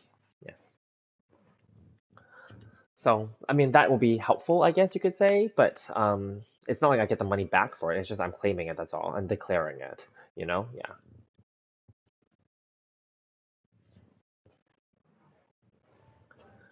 Yeah, exactly. So, cool. And then, yeah, and then what else? I don't know, like I think that PS5 is good because I figured it's like an investment, not just for my Genshin journey, but it's an investment too because it's obviously currently like new, so then it should be still relevant in a few years from now. I mean, I'm sure they're gonna make like updated versions, right? But like I'm sure it'll still be relevant in a few years from now, right? And then so like they can only make more and more PS5 games and more like games that are coming to PS5, right? From like such as like if MiHoYo was to bring their new game Honkai Star Rail to PS5, I would totally play it, right? You know, for example. But right now they have not announced that yet, right? So I don't know. And speaking of Honkai Star Rail, which I talked to Chun Chun about it on the video itself, but like I'm interested, but I'm also kind of not sure right now because but it's still very early days. It looks like it's completely just a basic, in a way, a basic what do you call it? Old-fashioned like turn-based RPG. And for that reason, it may not be that interesting because even when I look at the gameplay of other people that are doing the beta testing, it looked kind of boring. I'll be honest with you. It's not like anything new, like to for the purpose of like an RPG. Like in this day and age, I expect that modern RPGs to have some more mechanics to them that makes them more interesting, you know? So that's just me. Maybe I'm being having high expectations, but I do expect new mechanics versus just MiHoYo slash Genshin slash Honkai version of what they would do for an actual classic version of an RPG, you know? Because it seems so slow how they're doing the gameplay, so I don't know. So yeah, we'll see. Maybe they'll change that. Maybe they'll get those feedback from their beta testers, and then they'll change it. Who knows, right? Because I can't be the only person thinking that, right? So yeah. When will I do my Spiral Abyss? Yeah, I mentioned that in the earlier part of this video too, because always right now, as you may know, this is almost 2 a.m. my time already, so I'm definitely not going to do it now. I will probably do it this week, and I did say the latest would be this weekend because I won't have to work, right? See, when you have to work, that also cuts into the ability to play, right? But tomorrow, well, when I say tomorrow, it's already Thursday because it's 2 a.m. right? I'm working from home. So I won't have to commute. I won't have to do as much, right? So maybe I can just like, at the end of my day, so to speak, I can just play it and then I'll stream it then. Yeah, so that would be maybe, so that's also an option. And then Friday, I'm also working from home. So similar thing, I can have that option for that. So it could be like before the weekend. But I do plan to do it, of course. I will. And I will definitely be doing a live stream version of it, but it will be also a video that will become available as well. Yeah. Did you do it already, Chun Chun? It looks cool to me. I haven't played turn-based RPG ever. Well, I didn't say it doesn't look cool. I mean, come on, it has Honkai and like Miho. Sorry, it has the. Let's just put it this way. It has the investment of MiHoYo behind it, okay? And like the team, the design teams, and like the music teams and all that stuff. So of course it's gonna look cool, right? That's never the issue. The issue is like the gameplay is kind of slow though, isn't it? Like, cause you have to wait for each character to like do their thing. That's all. That's all. That's my point. My point is just that because an old school RPG is exactly that. You have to like wait. That's the part that makes it slow. Yeah. But then I will say the more modern ones, which some of you may know, like if you guys have Switch, like Octopath Traveler, that's a really fun, in my opinion, modern RPG. They use old-fashioned, they actually did like kind of it's like half-half. They use like old-fashioned aesthetics, so they make them look like they're kind of 2D, but they're not really 2D because the backgrounds are like 3D, like diorama modeling. So they made it so like that's more modern because they're using, yeah, anyway. So that game, they have this, I call it the spend and save mechanic. So you can either spend your move and have lower damage or save it and then have higher damage on the next move, right? Or save a bunch of them, right? And so like that makes it more interesting. Yeah. So that game I never finished, but at least I played it through till like 50%, and then not because I got bored, but because I got busy. So then like I just didn't finish it. That's all. But then I do plan to at some point, but I can't. But then for the thing with Switch is I can't stream Switch. I can't figure out how to stream Switch. But anyway, yeah, so those more modern RPGs, even though they have an older looking design to them, by choice, they have more modern mechanics. Whereas the really old school ones are literally just like, I hit you, you hit me, I hit you, you hit me. Like, that's kind of boring. You know what I mean? Like, yeah. That's all. That's all I'm saying. But I'm sure that the game's gonna be awesome.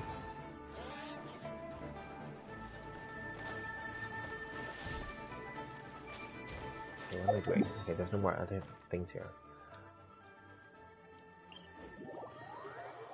Try to Steam it when you do it. You did floor 12. Oh, stream it when you do it. Yeah, I'm going to stream it when I do it, yeah. You did floor 12, 1, and you're still waiting for Hu Tao to get her perfect set. It is really slow. Yeah, exactly.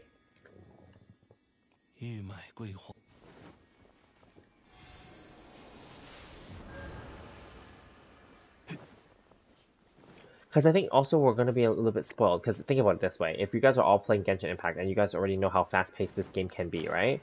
Then when you switch to like that, you're going to be like, why is it so slow? Trust me, you're going to have that feeling. Even if you were looking forward to it, you're going to have that feeling. Of course, we can't compare them directly because this is an open world RPG, right?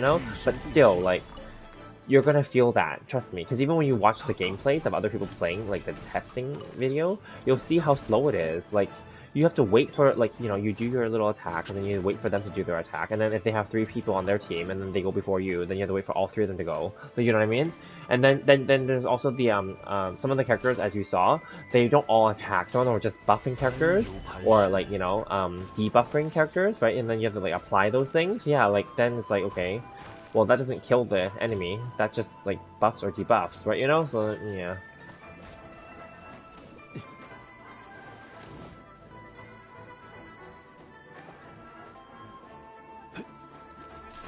Exactly. Oh, I was looking at the chat and I got hit or whatever. But it's definitely worth trying out, yeah. But I don't know how hard people are gonna go deep in that game. Like, do you think they're gonna spend a lot of money in that game? Clearly, they're gonna do a gacha model, obviously. So then, like, I'm curious if people are gonna spend on that game, like, heavily. Because you know how Honkai is very popular too, but Genshin is more popular than Honkai, right? But Honkai has, like, definitely a gacha system as well, right? But then, like, I don't know how popular Honkai Star Impact, sorry, Honkai Star Rail is going to be. So, yeah. Hey, that'd be kind of neat. They should make a Honkai Impact. No, Honkai Star Impact, Honkai Genshin Impact. I don't know. They should make some game that makes them all cross over. That would be better. Oh, I have a feeling I know what their next game will be. Their next game is going to be some kind of fighting game. Do you think? You know how, like, there's, like, Smash Brothers, Super Smash Brothers, where it's like a you know, major fighting game with all these, like, Nintendo characters basically, and then, like, you know how other, like, games like to do that too, where they bring in, like, characters from different franchises, right? Like, yeah, maybe they're gonna do that. Maybe they're gonna make, like, a fighting game for Genshin and Honkai characters, and then we can have them, like, kill each other. That'd be kind of fun.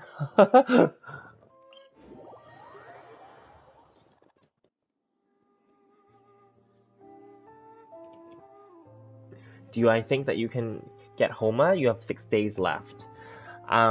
Possibly. It depends on how many like primo gems you have. Genshin Star Rail. There we go.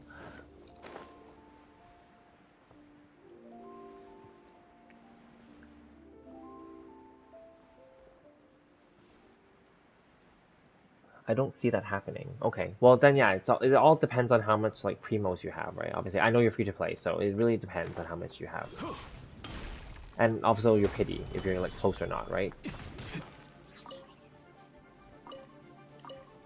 You have 60 primos. Okay, well, that's not gonna happen then. Like, even if you could get the 150 a day, like, maybe you could be lucky, right? If you just spend them all there, maybe.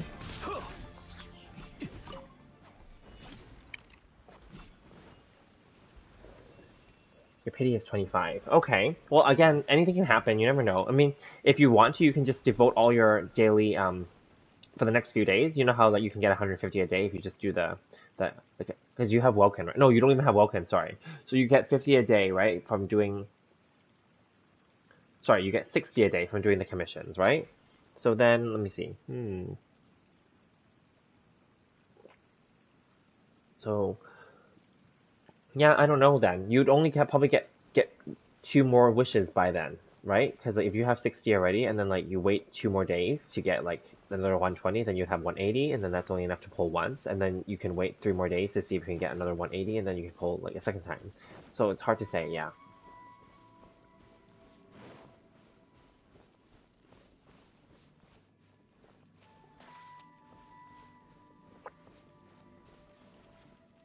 Ooh, frog.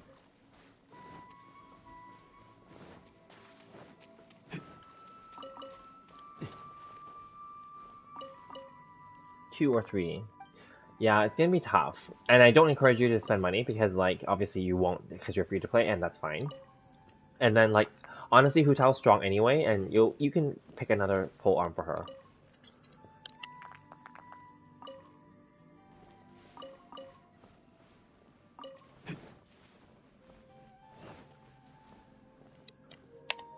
Of course, just be positive. You never know. I mean, you still have luck, right? I mean, if you can get it for your cousin, you should be able to get it for yourself too.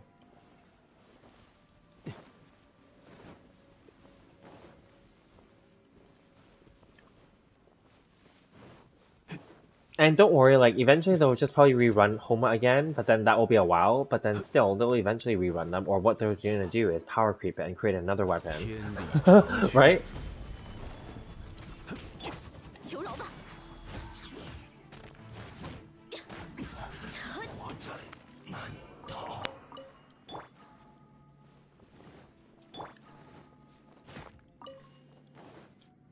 加快脚步。安如磐石。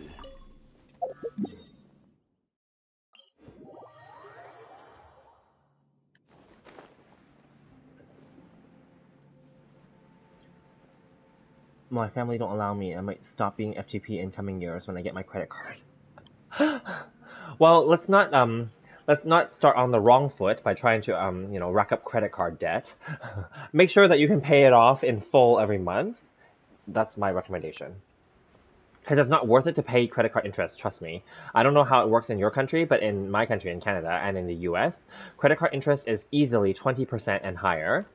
So you never want to like pay that because that's dumb. Like quite honestly, that's the only way I can put it. Like why would you pay a bank or any credit card company 20% interest for that's silly when they don't even pay you 20%. You know what I mean? So like yeah.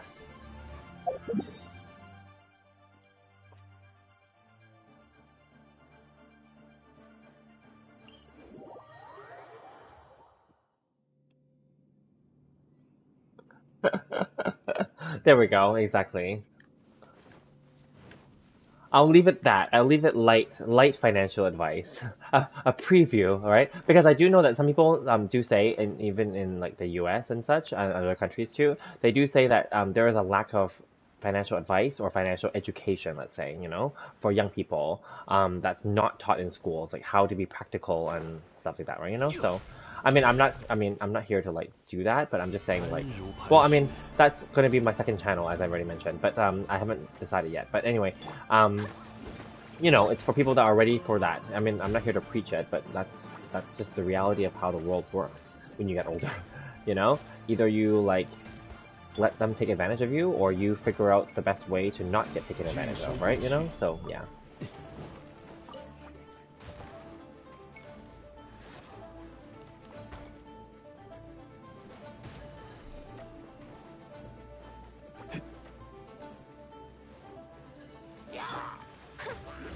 So LD, do you like C6 all? Well, are you planning to C6 any other characters? I guess because we saw that you didn't C6 every one of them, but like, are you planning to? 结说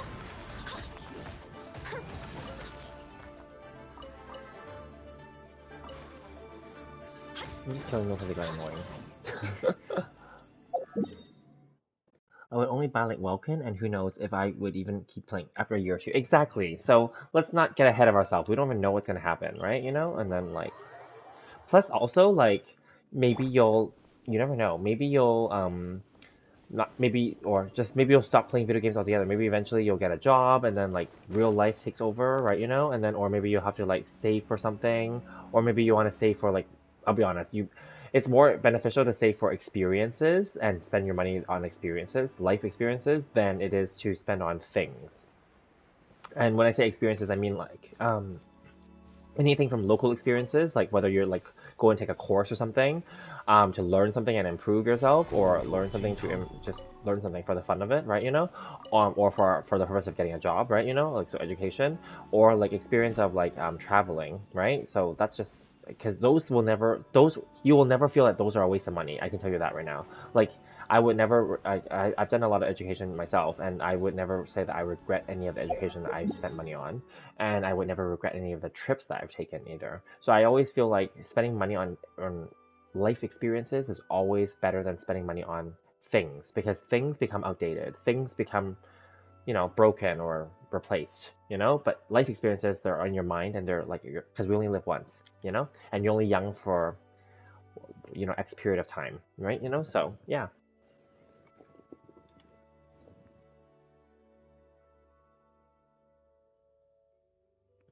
Exactly, exactly. Yeah. I mean, definitely, the other main thing that I always like to advocate, and just a personal motto, is always focus on your happiness and your health.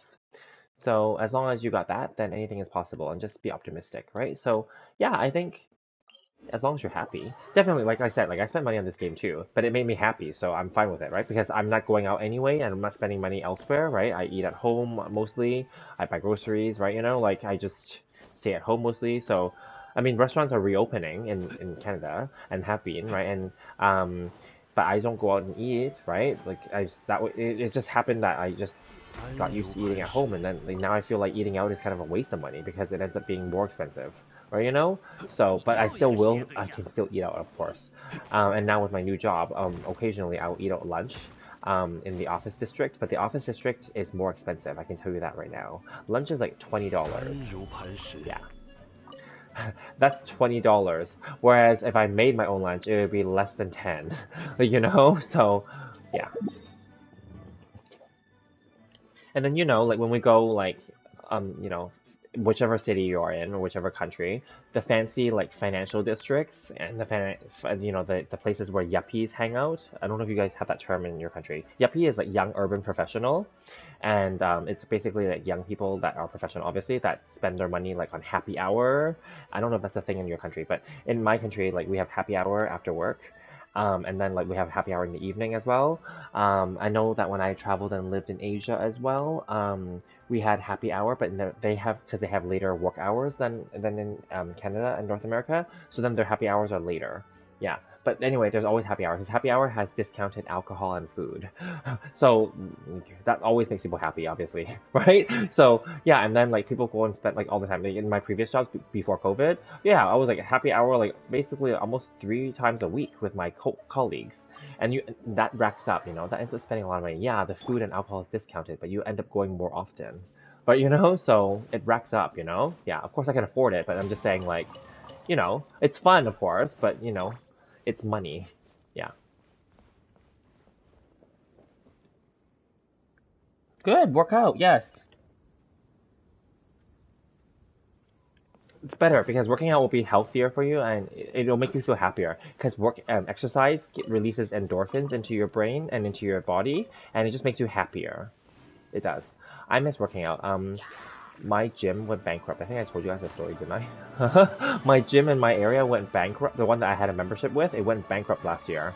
So luckily, I canceled my gym membership before they went bankrupt because there's also this issue with if you are on a subscription with certain companies, and I'm not saying that they would have done this, but I'm just saying some companies, when you're on a subscription system with them, like a membership system where they just automatically charge you every month, yeah, if they go bankrupt, but then their computer system may not stop. It might continue charging you, but the company's bankrupt, so how would you get the money back? Right? So then, like, yeah, so there's because that has happened before. So not to me, thank God, but to people. So then that's why I like no, and then I had a feeling that they're gonna go bankrupt. So that's why, and plus I wasn't going anymore because of COVID, and I didn't feel safe going there because not everyone was vaccinated. Actually, vaccinations weren't even a thing last year. So let's just be honest, nobody was vaccinated, and some people weren't even willing to wear masks. So then like I'm like no, forget it. I'm not gonna risk it and go to like a gym where I'm gonna be at risk. So it wasn't worth it. Yeah. That's just me. Yeah. So then anyway, they eventually went bankrupt. Luckily, I canceled that membership, and then I was able. Then they never charged me ever again, which is fine. And then so yeah, and then I live in a high-rise condominium, or I guess it's also known as flats in some parts of the world, like in London and those places, or like also just known as apartments, but the premium kind, not the yeah the premium as in like I have my own like laundry and system, and everything's inside my own like space. I don't have to share with anybody.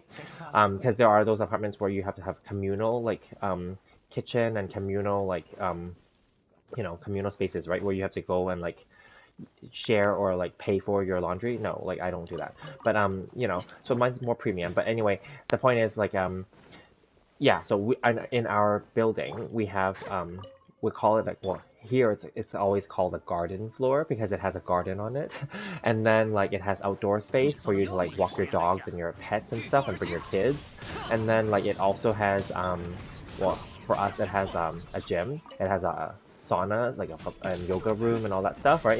Yeah, that was all closed because of the pandemic. So I mean it reopened recently but with restrictions. So yeah, I have not been working out. That's my story.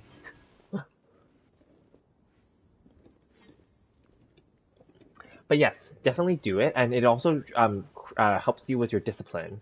Because I was working out and I was trying to like obviously maintain my looks and build muscle and look better even. Yes, I accomplished that before COVID, but then because of COVID, I've lost them now. My muscles have shrunk back. My six pack is gone.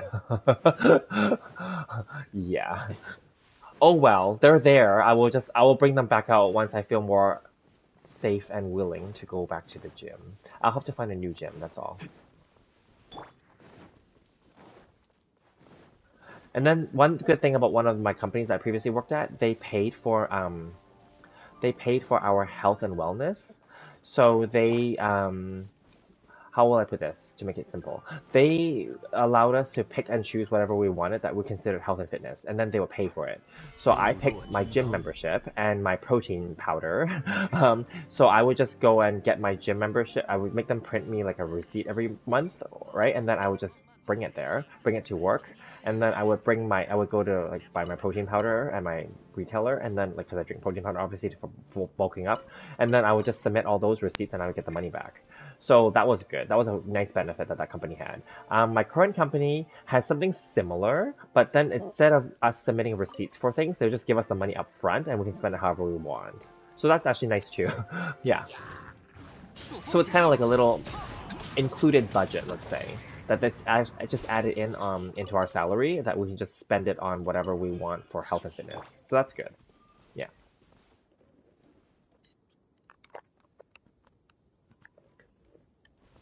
Yes, I miss my six pack abs too.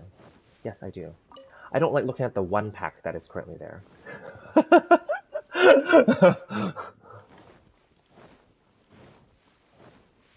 But I want to be honest too. To get the six pack and to get those muscles, you have to sacrifice a lot. I ate a lot of meat, obviously, and proteins, obviously, because I needed the protein to bulk up. But then I had to like not. I had to be very conscious of what things I'm eating and drinking every day. Like I would not have to like I would have to be very cautious of not taking in too much sugar and too much fat and too much of anything, like too much salt and too much, like calories. Oh no, it's okay to have calories, but you know what I mean. Like you have to be very conscious if you because that's your goal, right? So there's that, and that comes from like also when we were modeling before. So like, they teach you all that stuff. Kind of. Well, they don't teach you. They force you. So yeah.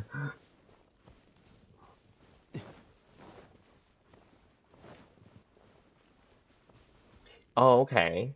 Well, you can do protein powders. There are vegan options for protein powders now too. So there's lots of options. So don't feel like you're missing out. I mean, in the modern world, there's tons of ways to get what you need now. So don't feel bad about that. Yeah.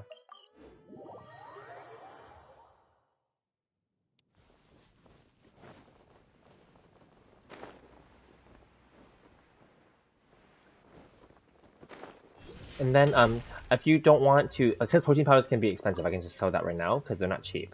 So an alternative, if you don't eat meat either, is you can try like nuts. There are, I don't know if in your country they have this, but there are like protein bars, protein cereal. We have protein bread as well, because protein is a really popular thing. Because in North America, let's say, everyone wants to like look good. Let's say, well, I'm sure everyone wants to look good worldwide, right? But here, like in North America, the look for men is that you have to be muscular, basically, and then the look for women is that you have to be fit and toned, obviously, right? Of course, we're very all about the body positivity and all that too, right? But then overall, though, like for most people, like they want to like have the muscles and the tone and the lines, right? So yeah, and I know that, for example, for in South American countries and in basically any of the tropical countries where people like to go to the beach often, they like to showcase their body, right? So I can see that being a bigger deal in those countries. Canada's actually a cold country, right? We have like, we have like, basically the Arctic is above us, right? So not everyone cares to have muscles, but then in our own way, there are people that do care, yes.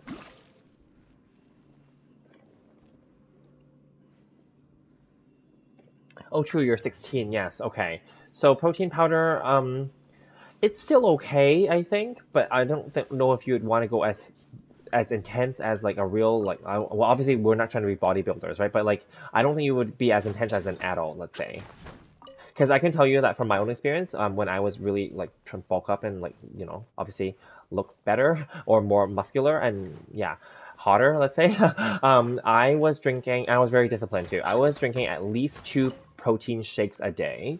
And I was eating a lot of meat and I was calculating my protein intake every day. The general rule that at least we follow in North America is if you want to bulk up, it should be equal to 1 gram of protein per 1 pound. We use pounds in Canada too, or you can use kg, I guess.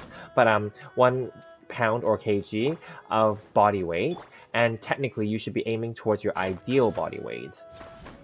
So if you were trying to become like I don't know, let's just throw out a random number. If you're trying to be like 160 or 170, then you should be eating 160 or 170 grams of protein a day.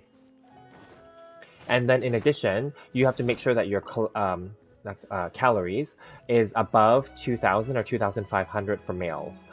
Because that's how much your body naturally will burn off in the day just for you to survive as a person. So you need more than that if you want to gain, because if you eat less than that, you'll lose weight instead. It's very scientific. But of course, everyone's body is different, just so we're clear. Just because they say that, it doesn't mean that it's exactly like perfect for everybody. So of course, you will know your body eventually, and you'll figure out what works for you. Yeah.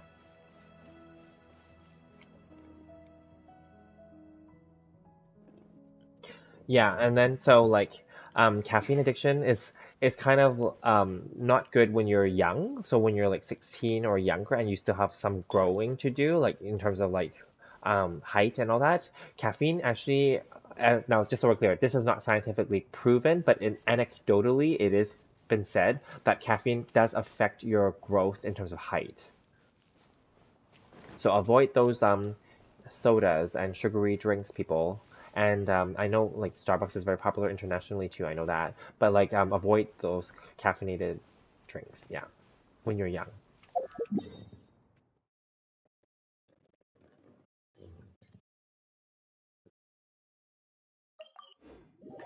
And yeah, I will say like if you're gonna do protein shakes, if you're ever gonna do the protein powder pathway, first of all, it's expensive. Just so we're clear, I'll give you an example. Here in Canada, I was spending like maybe $100 or more a month buying protein powder because I can go through it because like I said, I'm drinking two a day, right?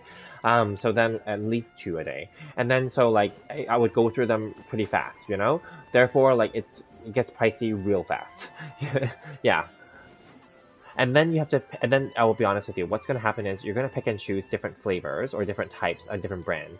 Every brand has their own formula, and your body may actually be allergic to some other formulas. I can tell you that right now. My body, I realized this only afterward. It didn't like a few of the brands, even though they're the popular brands that many people like promote and use, because it just didn't like it. I had diarrhea, and that sounds gross, but it's true. I had diarrhea from a few of the brands. And it was consistent. Like, consistent as in like it didn't happen every single time I took a protein shake, but it would happen often enough that I could attribute it to the fact that I took those protein shakes. So then, like, that means that my body didn't like it then, whatever was in their formula. Yeah. So you'll end up spending and wasting money on protein shakes that may not work for your body too. And then those ones, I had to give them away. Because obviously you can't refund them because I already opened them, right? So then, like, no one's going to take or opened, like, product that's edible because what if you poisoned it, right? Or contaminated it, right? So I just gave it to like friends and family, and obviously I told them upfront. I said it doesn't work for me, but I hope it works for them, right? Yeah. And then you just have to pick a different one, right? And then eventually you'll find the one that your body likes and actually you see results with, and you'll just end up sticking with that brand, right? And oftentimes the better brands are the more expensive ones. Yeah.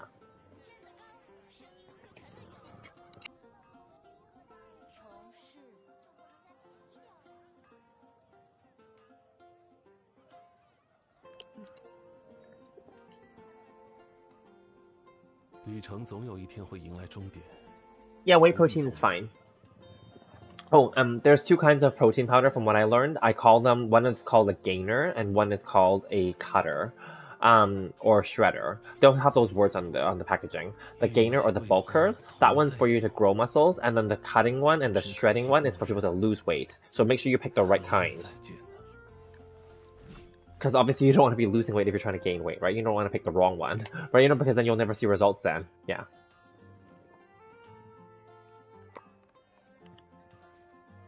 And then another way to tell if it doesn't use those wording or those keywords on the packaging, um, if the gaining one, okay, it will have higher calories per protein. So like it'll be like hundreds of calories per like protein shake, like hundreds, you know? Whereas the one that's for cutting and like losing weight, that one is gonna have very little calories. That's not the one that you want. You want the one with high calories and high protein. Yeah. You'll see it on the label. Well, I don't know how packaging works in your country, but in my country, all labels have to tell you what the contents are and have to tell you like the approximate like grams and percentages. So then that way it's easy to know, right? You know, then I know which one I'm getting. Yeah.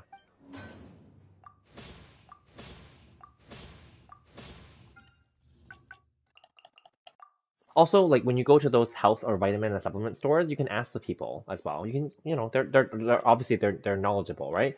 You can ask them and be like, I want to gain muscle, so which ones do you recommend, right? And then they'll tell you. There's that too.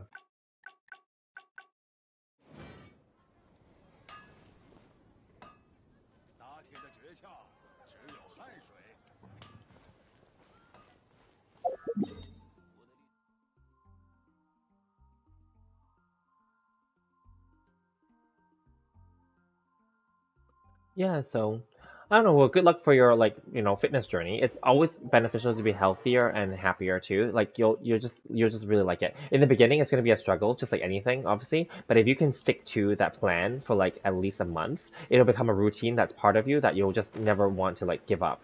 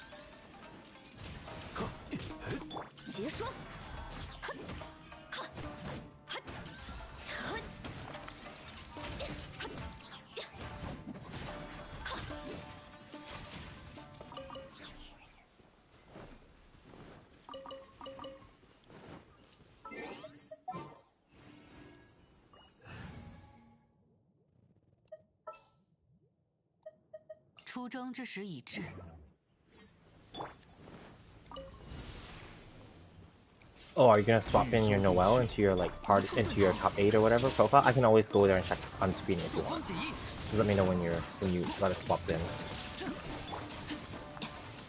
Don't worry, I'm just like killing things and just doing the ley line thing right now since I have 40 resin. I won't be able to do all 3, but I'll just do 2 of them. And then maybe I'll do the commission. Yeah, we'll see.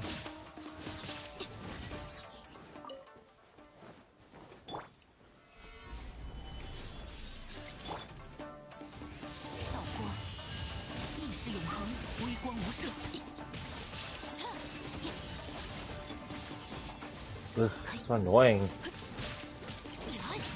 It wore off. Ah, they ran away too.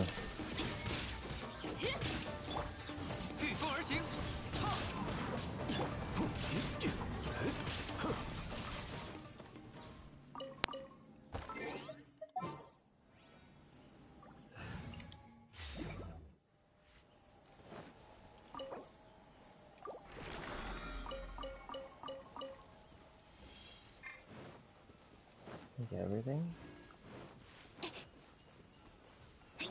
Yep, I got everything. Noelle?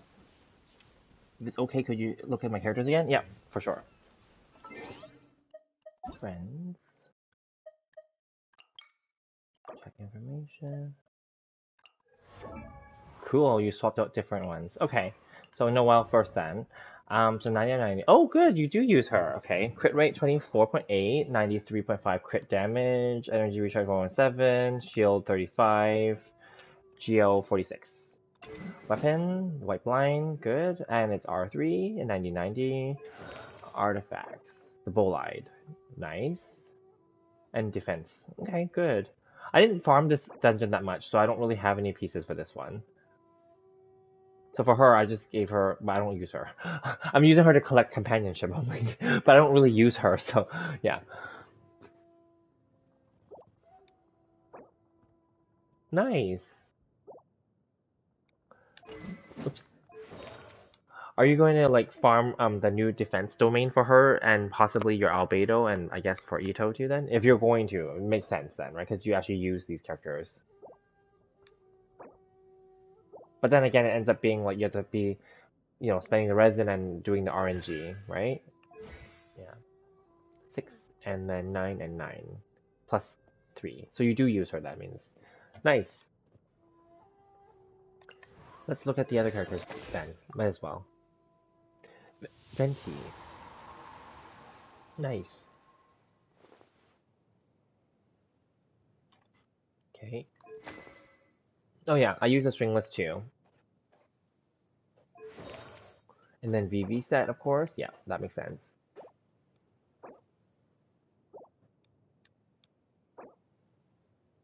Yeah, these are good ones.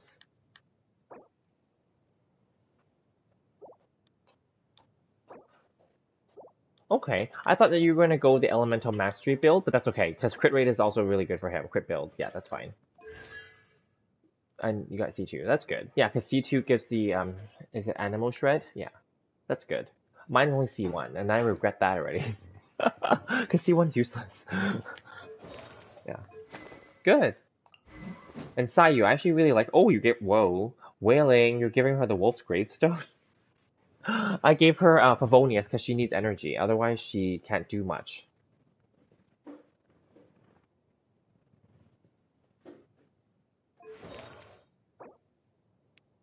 You can also do, for Venti, you can do a hybrid. You can do like part EM and part crit. That's okay too.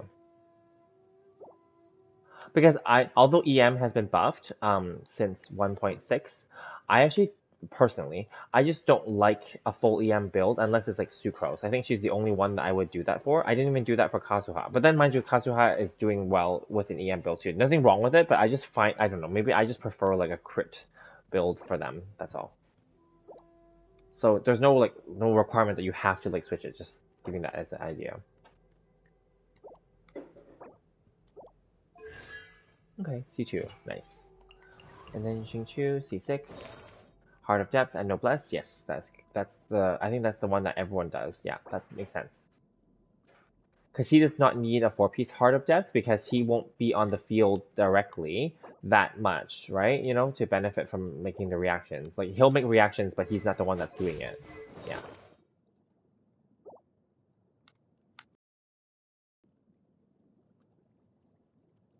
Okay, energy. Yeah, he needs energy, yes. That's his thing. Although, some people have tried the emblem set on him as an alternative. Because the emblem set, the 4-piece, 2-piece will give him the energy 20%, and then the 4-piece will give him a similar type of thing to like a 4-piece noblesse set, right? So there's that too. But that's not a requirement. I'm just saying that some people have been doing that because ever since the emblem and the Shimenawa set became available, that they've replaced a lot of the characters' sets with those because, quite honestly, those are like pretty good sets. That's why. Yeah.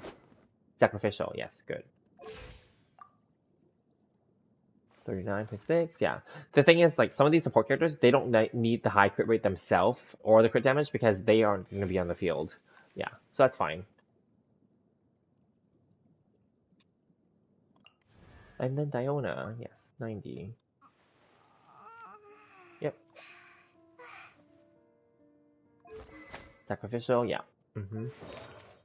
And then Noblesse. Okay, that's good. Yeah, you made her like that. Okay, yeah. Mine is like, I think some maiden pieces. I just gave her whatever leftover crap I had. So I didn't farm specifically for her, that's why. So I gave her like, I think maidens and like, I didn't even give her cryo. I gave her like, maybe like, I don't know what I gave her, but whatever. Anyway, yeah.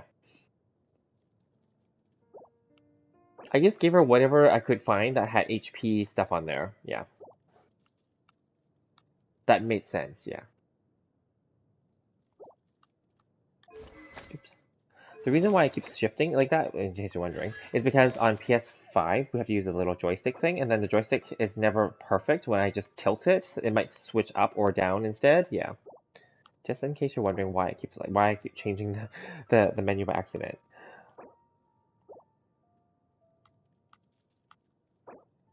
Okay. Constellation C6, okay. Bennett, of course, C5, yes. Artifact, yes. Noblesse, I think there's no question about it. That's the only one to do. Although you don't have to do a you don't have to do a healing one here though, because unless you do use him for his healing, you don't need to do this one as healing. You could do this one as like attack percentage, maybe. Because he's kind of like a split scaler, isn't he? He scales off of attack and from is it HP or something like that? Or no? Yeah, no. Yeah.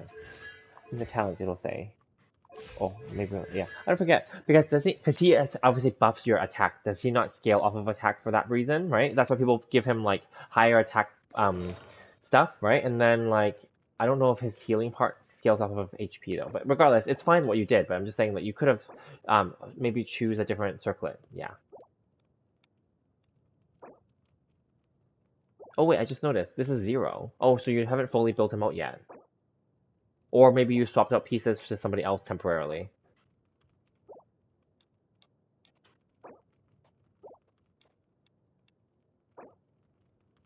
And energy. Okay, yeah, he does need energy. True, because you gave him Aquila. Okay, that's good.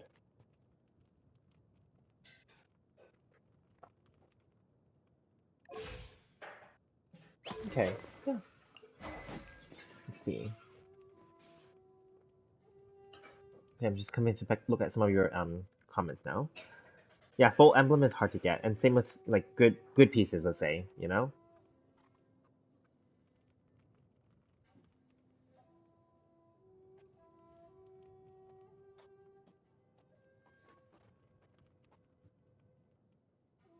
C6 him. You're trolling him. Benny on Thundering Fear. Oh yeah, I've seen that. People have done that before too, yes. Okay, so Shangling on the Favonius is not bad, because she does need energy. She needs a lot of energy, actually. Crimson, yes. Yes, this is fine. You don't have to give her a 4-piece. You could, but you don't have to give her a 4-piece. It's fine. Oh, she's also one that benefits from a 4-piece emblem, actually. I had to switch her. I actually was willing to rebuild her, because she's one of the OP characters, basically. So I was willing to rebuild her and get those 4 emblem pieces for her, which I did. Because she needs the energy anyway, and then you don't keep her on the field much, like very long anyway. You swap her out after you dump her bear out and her power NATO, right? You know. So then like really, you don't need the 4-piece crimson, but you could yeah. But with a 4-piece emblem, she would have the benefit of the buffing your whole group just like a noblesse, right? So yeah.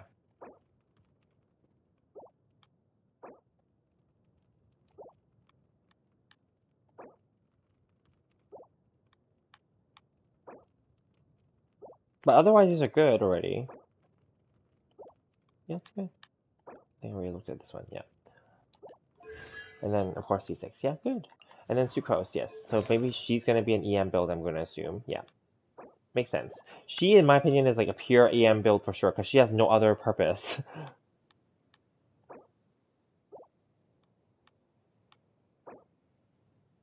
So this one, if you have an EM VV piece, you can swap it to an EM piece instead. For the, this is the circlet. Yeah. Because she doesn't need the crit rate, because it's not going to benefit her. If she's an EM build, it doesn't, I don't think crit rate affects it anymore at that point. Yeah. Thrilling Tales. Okay, yeah, this is one of the good ones. If not, then Sacrificial Fragments is her best. If you actually use her enough to like swirl multiple times with her E, yeah. Good. Yeah, very good. See, you are a whale. Look at you. Most of your characters are level 90 already. I'm cheap, so I didn't like give them all 90. I only gave 90 to the ones I like. Oh, friend request. Marco. Okay, who's that?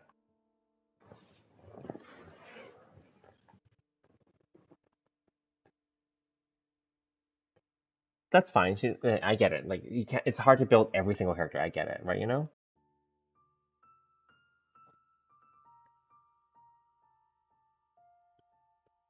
Good point. Yeah, like Shangling is more stable, but Hu Tao is just more fun.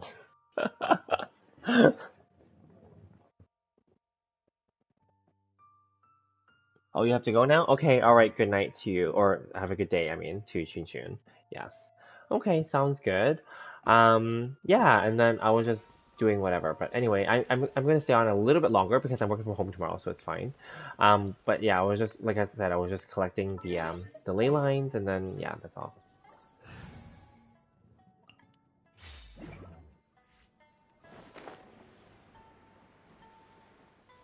Yeah, she's more fun because Hu Tao has the risk reward aspect to her, so it is more fun in that way. Plus, she zips around and like it's just more fun, like slashing things and killing things with her. 奥影看破，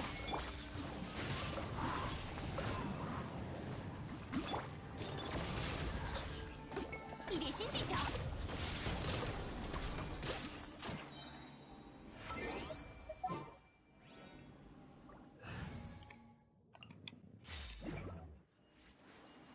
So LD, are there any other shows that you're watching? It doesn't have to be anime. It could be any shows or movies that you've seen recently. Did you watch like Shang-Chi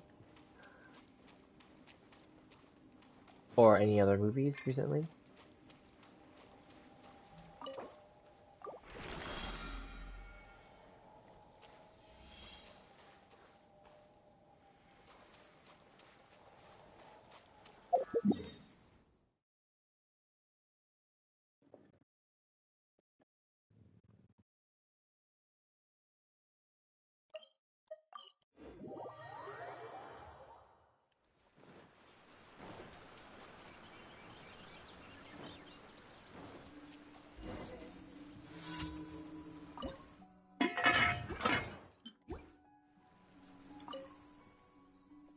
No, I haven't watched anything new as of late. Okay, that's fine. All good.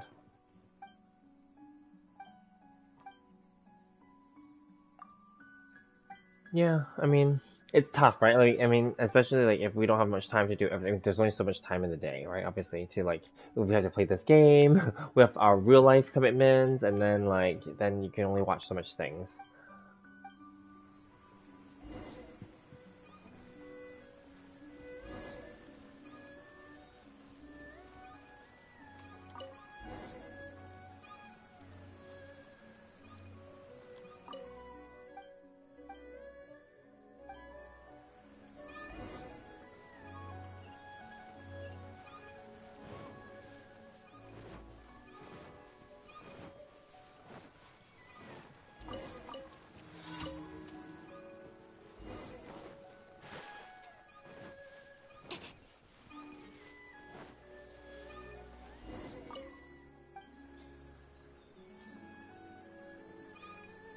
Yeah, and plus those things, like I mean, it's not like those back in the day where things only air once or whatever, or they're so hard to get, right? Like nowadays, everything becomes available eventually, so it's all good.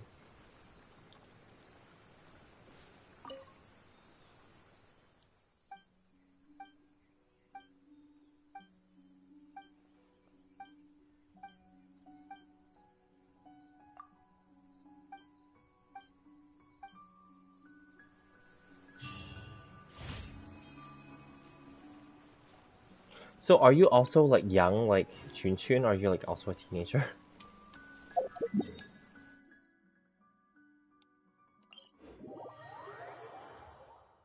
No, wait, because you're a whale, so you obviously have a credit card then, so you must be older.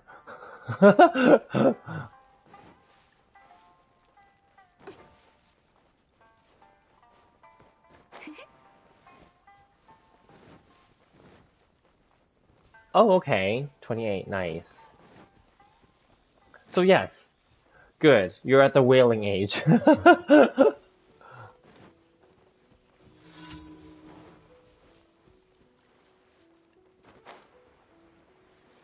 I'm sure you know your own personal finance, so yeah, you're good.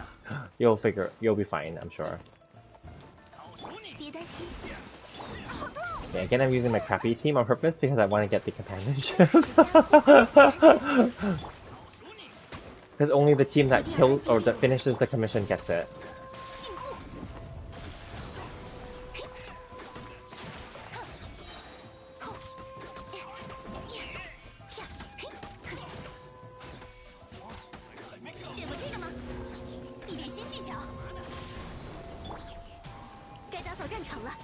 My Noah is only level 20. So I'm just doing this because she's here. And my Amber's only level 20. I don't use them. I don't plan to level them up either. But I have running out of characters to give companionship to, so that's what they're here.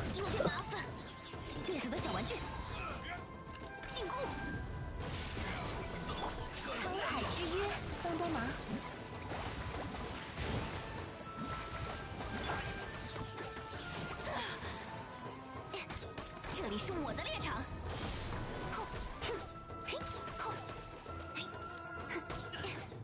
实验对象选错了。 So do you work as well then? Like, you have a full-time job too then? I'm assuming you do.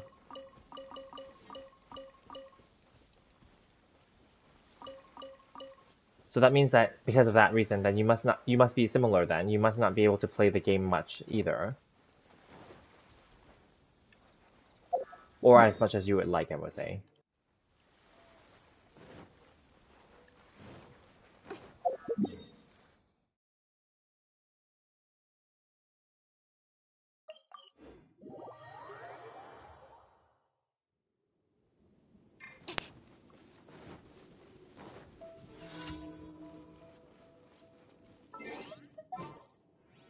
Sabotage the slime balloon. I don't want to waste time on this, so let's just switch to a stronger character and just be done with it. 随我左右几个。微光无射，此刻气密之时。Oh, that camera angle. It's done. I'm actually kind of interested in your stock endeavors. If you'd like to share some advice for people that want to delve into the stock market. Oh, okay, sure, yeah. Okay, so first of all, it sounds like then in that case you don't do it right now, right? Because I want to be careful what I say because I know this from my own experience, so I don't want to overwhelm people. And I recently had a really good friend come to me and ask me for advice too, so I had she was really overwhelmed. So then I know from these experiences what to say and what not to say at which points. So you have no experience, right, with stocks? I take it. And there's nothing wrong with that. That's totally fine because everyone has no experience when they start. So you're totally a beginner then, right?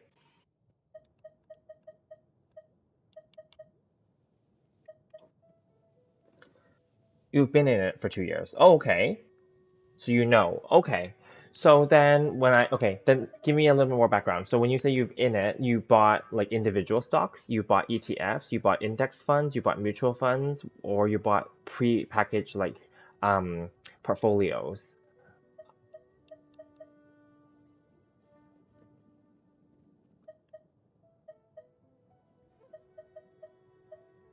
交给我吧。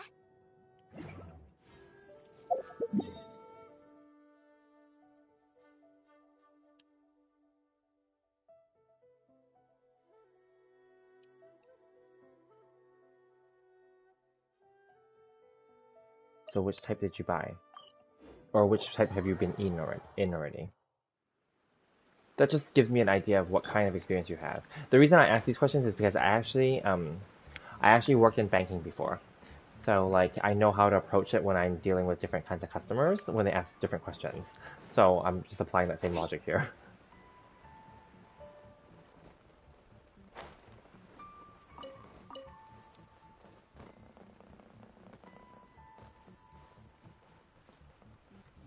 这玩意儿用着还不错。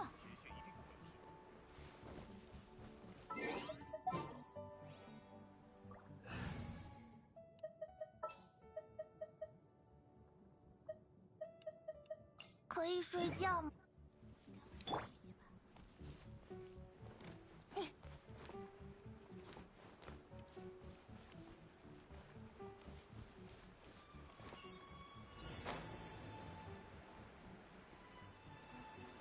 So you bought individual stocks at share prices that I could afford, like spec stocks. Okay. So like trending things that are up and coming, right? Like I'm assuming like marijuana, weed or whatever, cannabis, and like maybe crypto and stuff like that.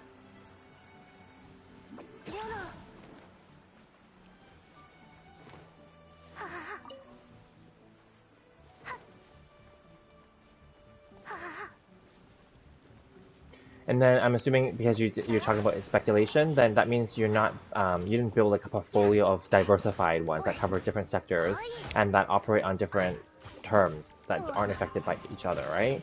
So then in that case, um, that's fine. I mean, there's no right or wrong, so just so we're clear. And everyone will have a trial and error phase, right, before they figure out what their actual comfort level and strategy and risk tolerance will be.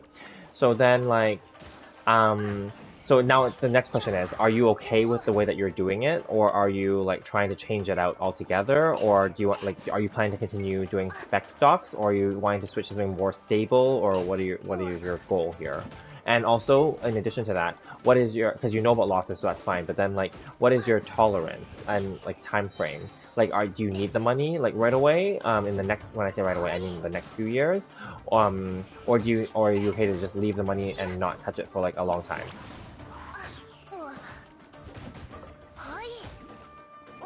All of the above. Okay. So then, like, um, okay, because obviously we're in different countries, so I won't specify like specific like tickers because it's not gonna make it. It's not gonna apply, obviously. But I will just say then in that case, with crypto stocks, are you buying directly to own the crypto in the end, or are you just buying companies that are involved in the crypto and blockchain space?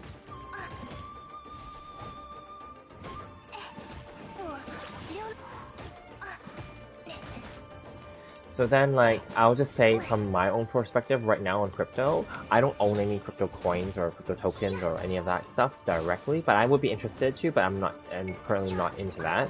I've never owned them. Nothing against them, obviously, because they've done really well this year, and last year. Sorry. I'm trying to look at the chat and also, like, kill these damn things. Okay, and then so, what was it? Oh, yeah. So then, like, with crypto, I personally have been buying crypto mining stocks and blockchain stocks. And they're speculative too. However, they are some of the bigger ones already, not the smaller, like up and coming, like penny stock companies. They're the ones that are kind of more established, at least in my country. So then, like, I'm buying those ones, and obviously, I'm looking towards their financial numbers as well as their news. That's just a given. You have to look at the news for any company that you invest in, and you have to look at what their business and what their core business is. You have to also think about strategically, are they going to continue to have potential to make money? Not in a speculative way, but in a more sustainable way. In addition, and this will apply for any stock that you're considering, you have to see if they're if what they're saying is just bullshit, let's be honest, okay? If they're just saying shit like that just to get people to invest in them, yeah. There's no way to know, obviously, if they're bullshitting you, but then, like, you need to be realistic and logical in and take it with a grain of salt and be critical of what they're dishing out, you know? So then, like, we'll always, like, I mean, there's no guarantee, of course.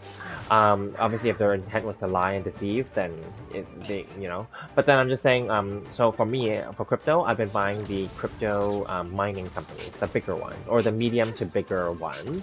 So they're not so huge that they're like super expensive, but then they're not so well known either that everyone knows who they are. But you do need to do some research, obviously, right? And then they're sustainable because they continue to buy out smaller companies and merge with them and take over their assets. They release regular like investor information to investors on a maybe monthly or bi-monthly, like every 2 months kind of schedule. So then I feel confident in knowing what I'm getting involved with.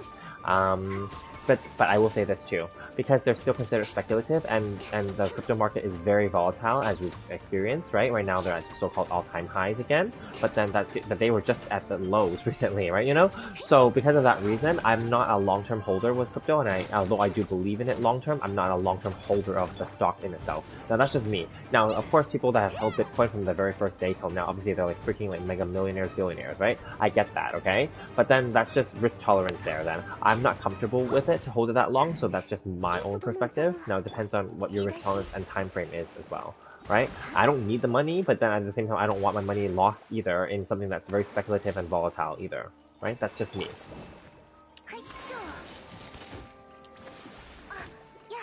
Yeah. And then this is just from my own personal way. This is just more of a general thing.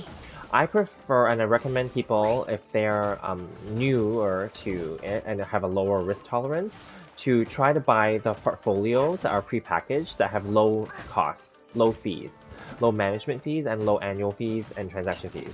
Because that's a way to get involved. I don't recommend any mutual fund of any kind except for index funds.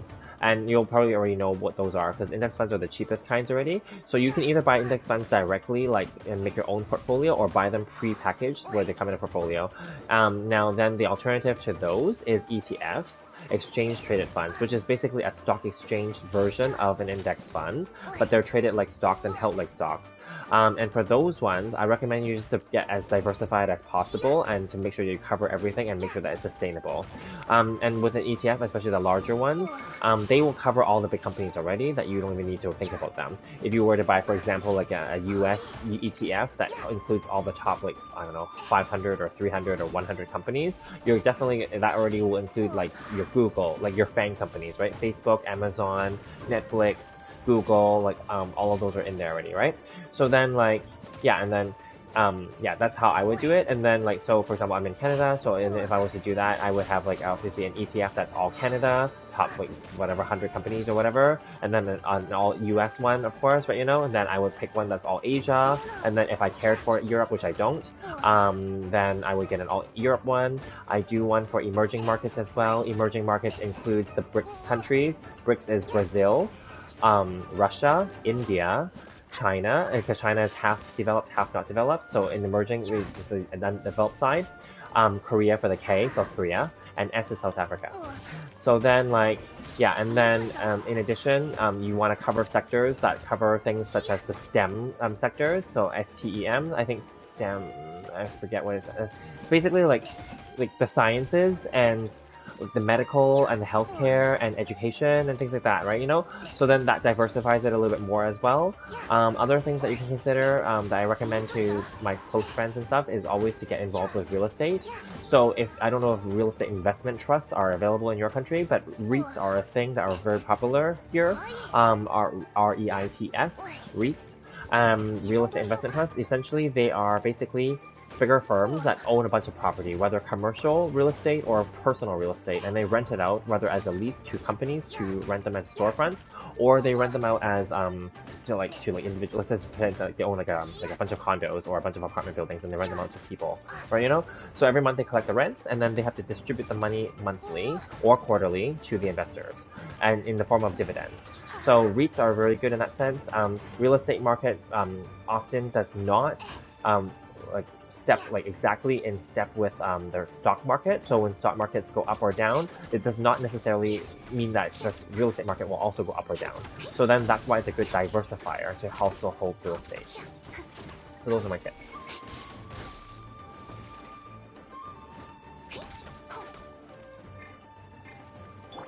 And then what else?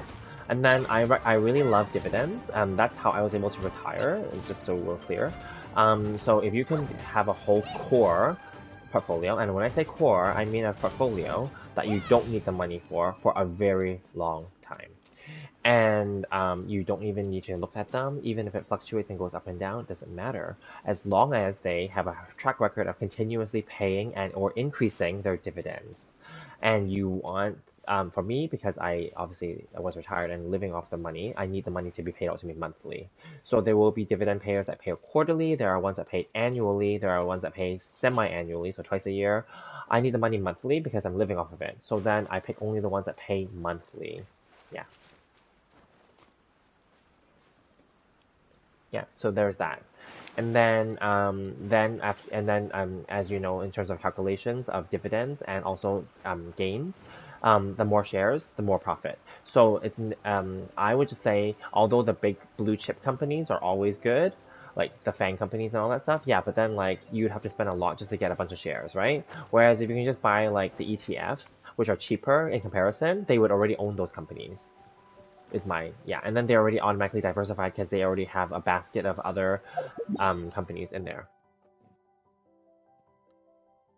So that would be just my starting advice for you. Now, again, depending on how your country operates, you want also tax efficiency.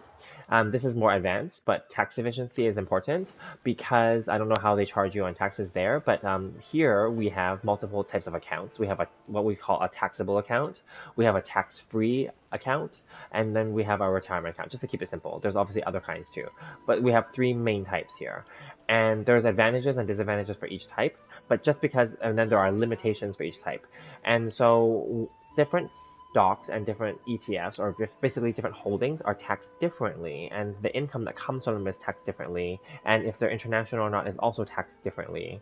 So I would just suggest you need to, if you're only if you're interested, I guess, you will need to look into how to optimize and make it efficient tax-wise for each type of investment. So for example, just as an example, in Canada, if we get dividends from Canadian companies and Canadian stocks held in Canada, we are taxed at a discounted rate. So for me, in that case, that means if I hold them in my taxable investment account, I'm at a tax discount for that. If I hold them in my tax-free account, I don't pay any tax on them, right? But then there it goes back to then as a strategy. If I hold other things that are speculative, like crypto or whatever, in my tax-free account, the potential, the risk reward is higher for those ones. And therefore, everything that I gain in there is tax-free when I pull it out. Therefore, it may be more beneficial to use the tax-free account for more speculative things, right? And then put the Canadian dividend ones into the Canadian taxable account. Even though I'm paying tax on it, but it's discounted. The retirement account, at least in Canada, we have a treaty agreement with the USA and some other countries in the world. Let's just say USA for the best example. So if I hold US stocks in my retirement account, I pay no tax. So then you need to know these rules, and tax is always going to interplay into your account, into your profits. So that's just a thing. So you'll just have to know your laws as well.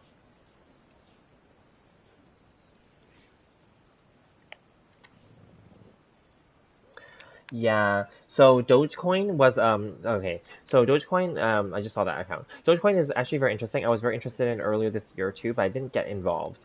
And then I know that there was a Squid Coin because of after Squid Game came out, obviously. And then there was the Shiba Inu coin recently, right? The only problem with these is they're very speculative, right? So then again, I would stick more towards mining. Yeah, I'd rather just go towards the mining instead. Yeah, let the company deal with like getting the coins. Fine, right? I don't need the coins myself. I don't care.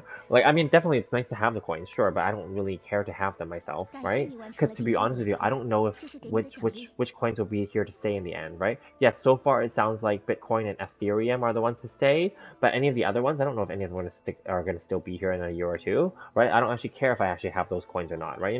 But at least the mining companies are making money from mining them right now, and they're reporting at least on if they're listed on the stock market, they have to report and give you the information, right? So at least there I can track it a little bit better, right? Yeah. Also, buying coins and tokens, you have to buy them using crypto markets, right? Crypto markets are open 24/7, and crypto markets have their own rules and their own fees, right? I didn't want to get involved with any of that, so I just didn't buy them directly. Whereas stock market has a very controlled, regulated process, right? You know what fees you're going to pay when you trade, especially depending on what platform or brokerage you use, and you also know that if they are listed on the stock market in your country, they must abide by the actual laws, right? Therefore, there is some comfort knowing that too. Because crypto is technically meant to be like, not saying that they're illegal, but they're meant to be like, outside of the financial system. So there's always that risk too. Like, what if they literally like just vaporize like tomorrow? I don't know, right? Not saying that's gonna happen, but you never know, right? Yeah.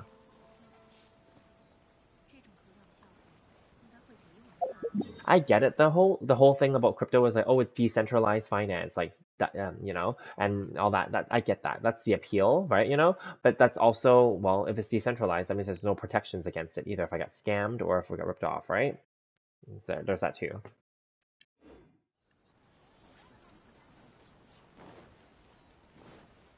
Also because they're very volatile too, so the value of them fluctuates so much that it's also very hard to really gauge. And in terms of liquidity, in terms of if you want to dump them, I don't know that, I don't know, especially for the newer coins, I don't know how liquid they are. I'm sure they are very liquid too, but it's hard to say, right? Whereas on a stock market, you know that it's liquid for sure, right? That there will, like, you know, that, well, if you're buying something really unpopular, then maybe no one's going to buy it off of you. But I'm just saying, if you're buying like a big enough company, like their shares should be readily tradable, right? You can always buy them or sell them at any given time, as long as during the open stock market hours, right? So there's comfort in knowing that too. Because in order to be listed on the stock market, they have to meet requirements, right? So yeah.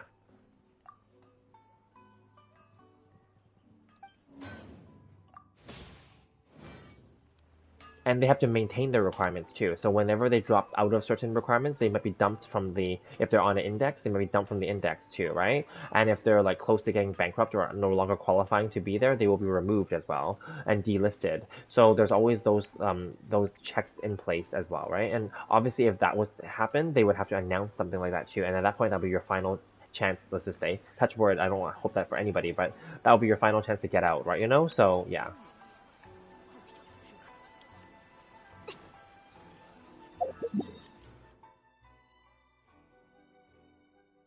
Did you have any other questions or anything about that? I know that that was like kind of a lot of high level, kind of, it might sound general, but I can't really speak specifically because we're in different countries, right? But I can only say from my own experience and just overall.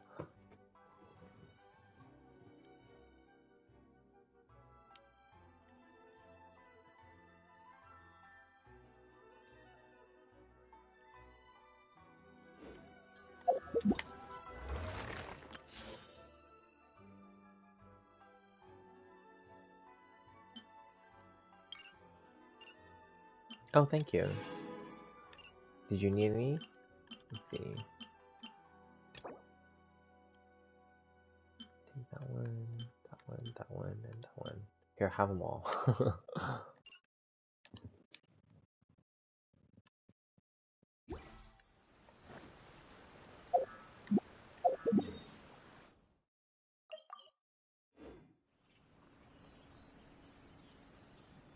Yeah, and I'm happy to help. So the thing is, like, like I like to use this analogy. I actually just used this today with my friend. Um, it's better to teach someone to fish than to give them the fish. But then that person has to be willing to learn how to fish and also be willing to go fishing. That's my analogy. 对了，你要拜托我做什么来着？我还没来得及听。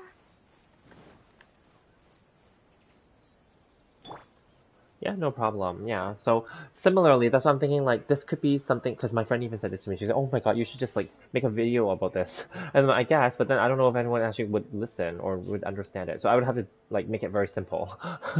So anyway, but not on this channel, obviously. So I would have to then open the other channel and then like talk about like finance stuff there. And then I'm like thinking there should be tons of topics there, but then at the same time I'd have to keep it interesting too, because it could be very dry information, but it would be informative, I guess. Yeah.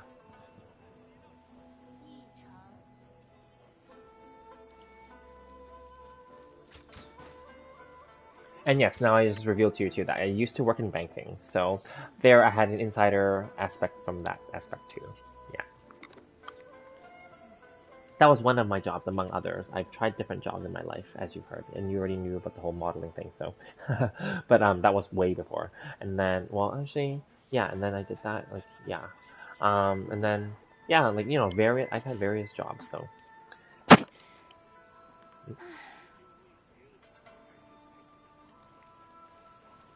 Alrighty. Okay.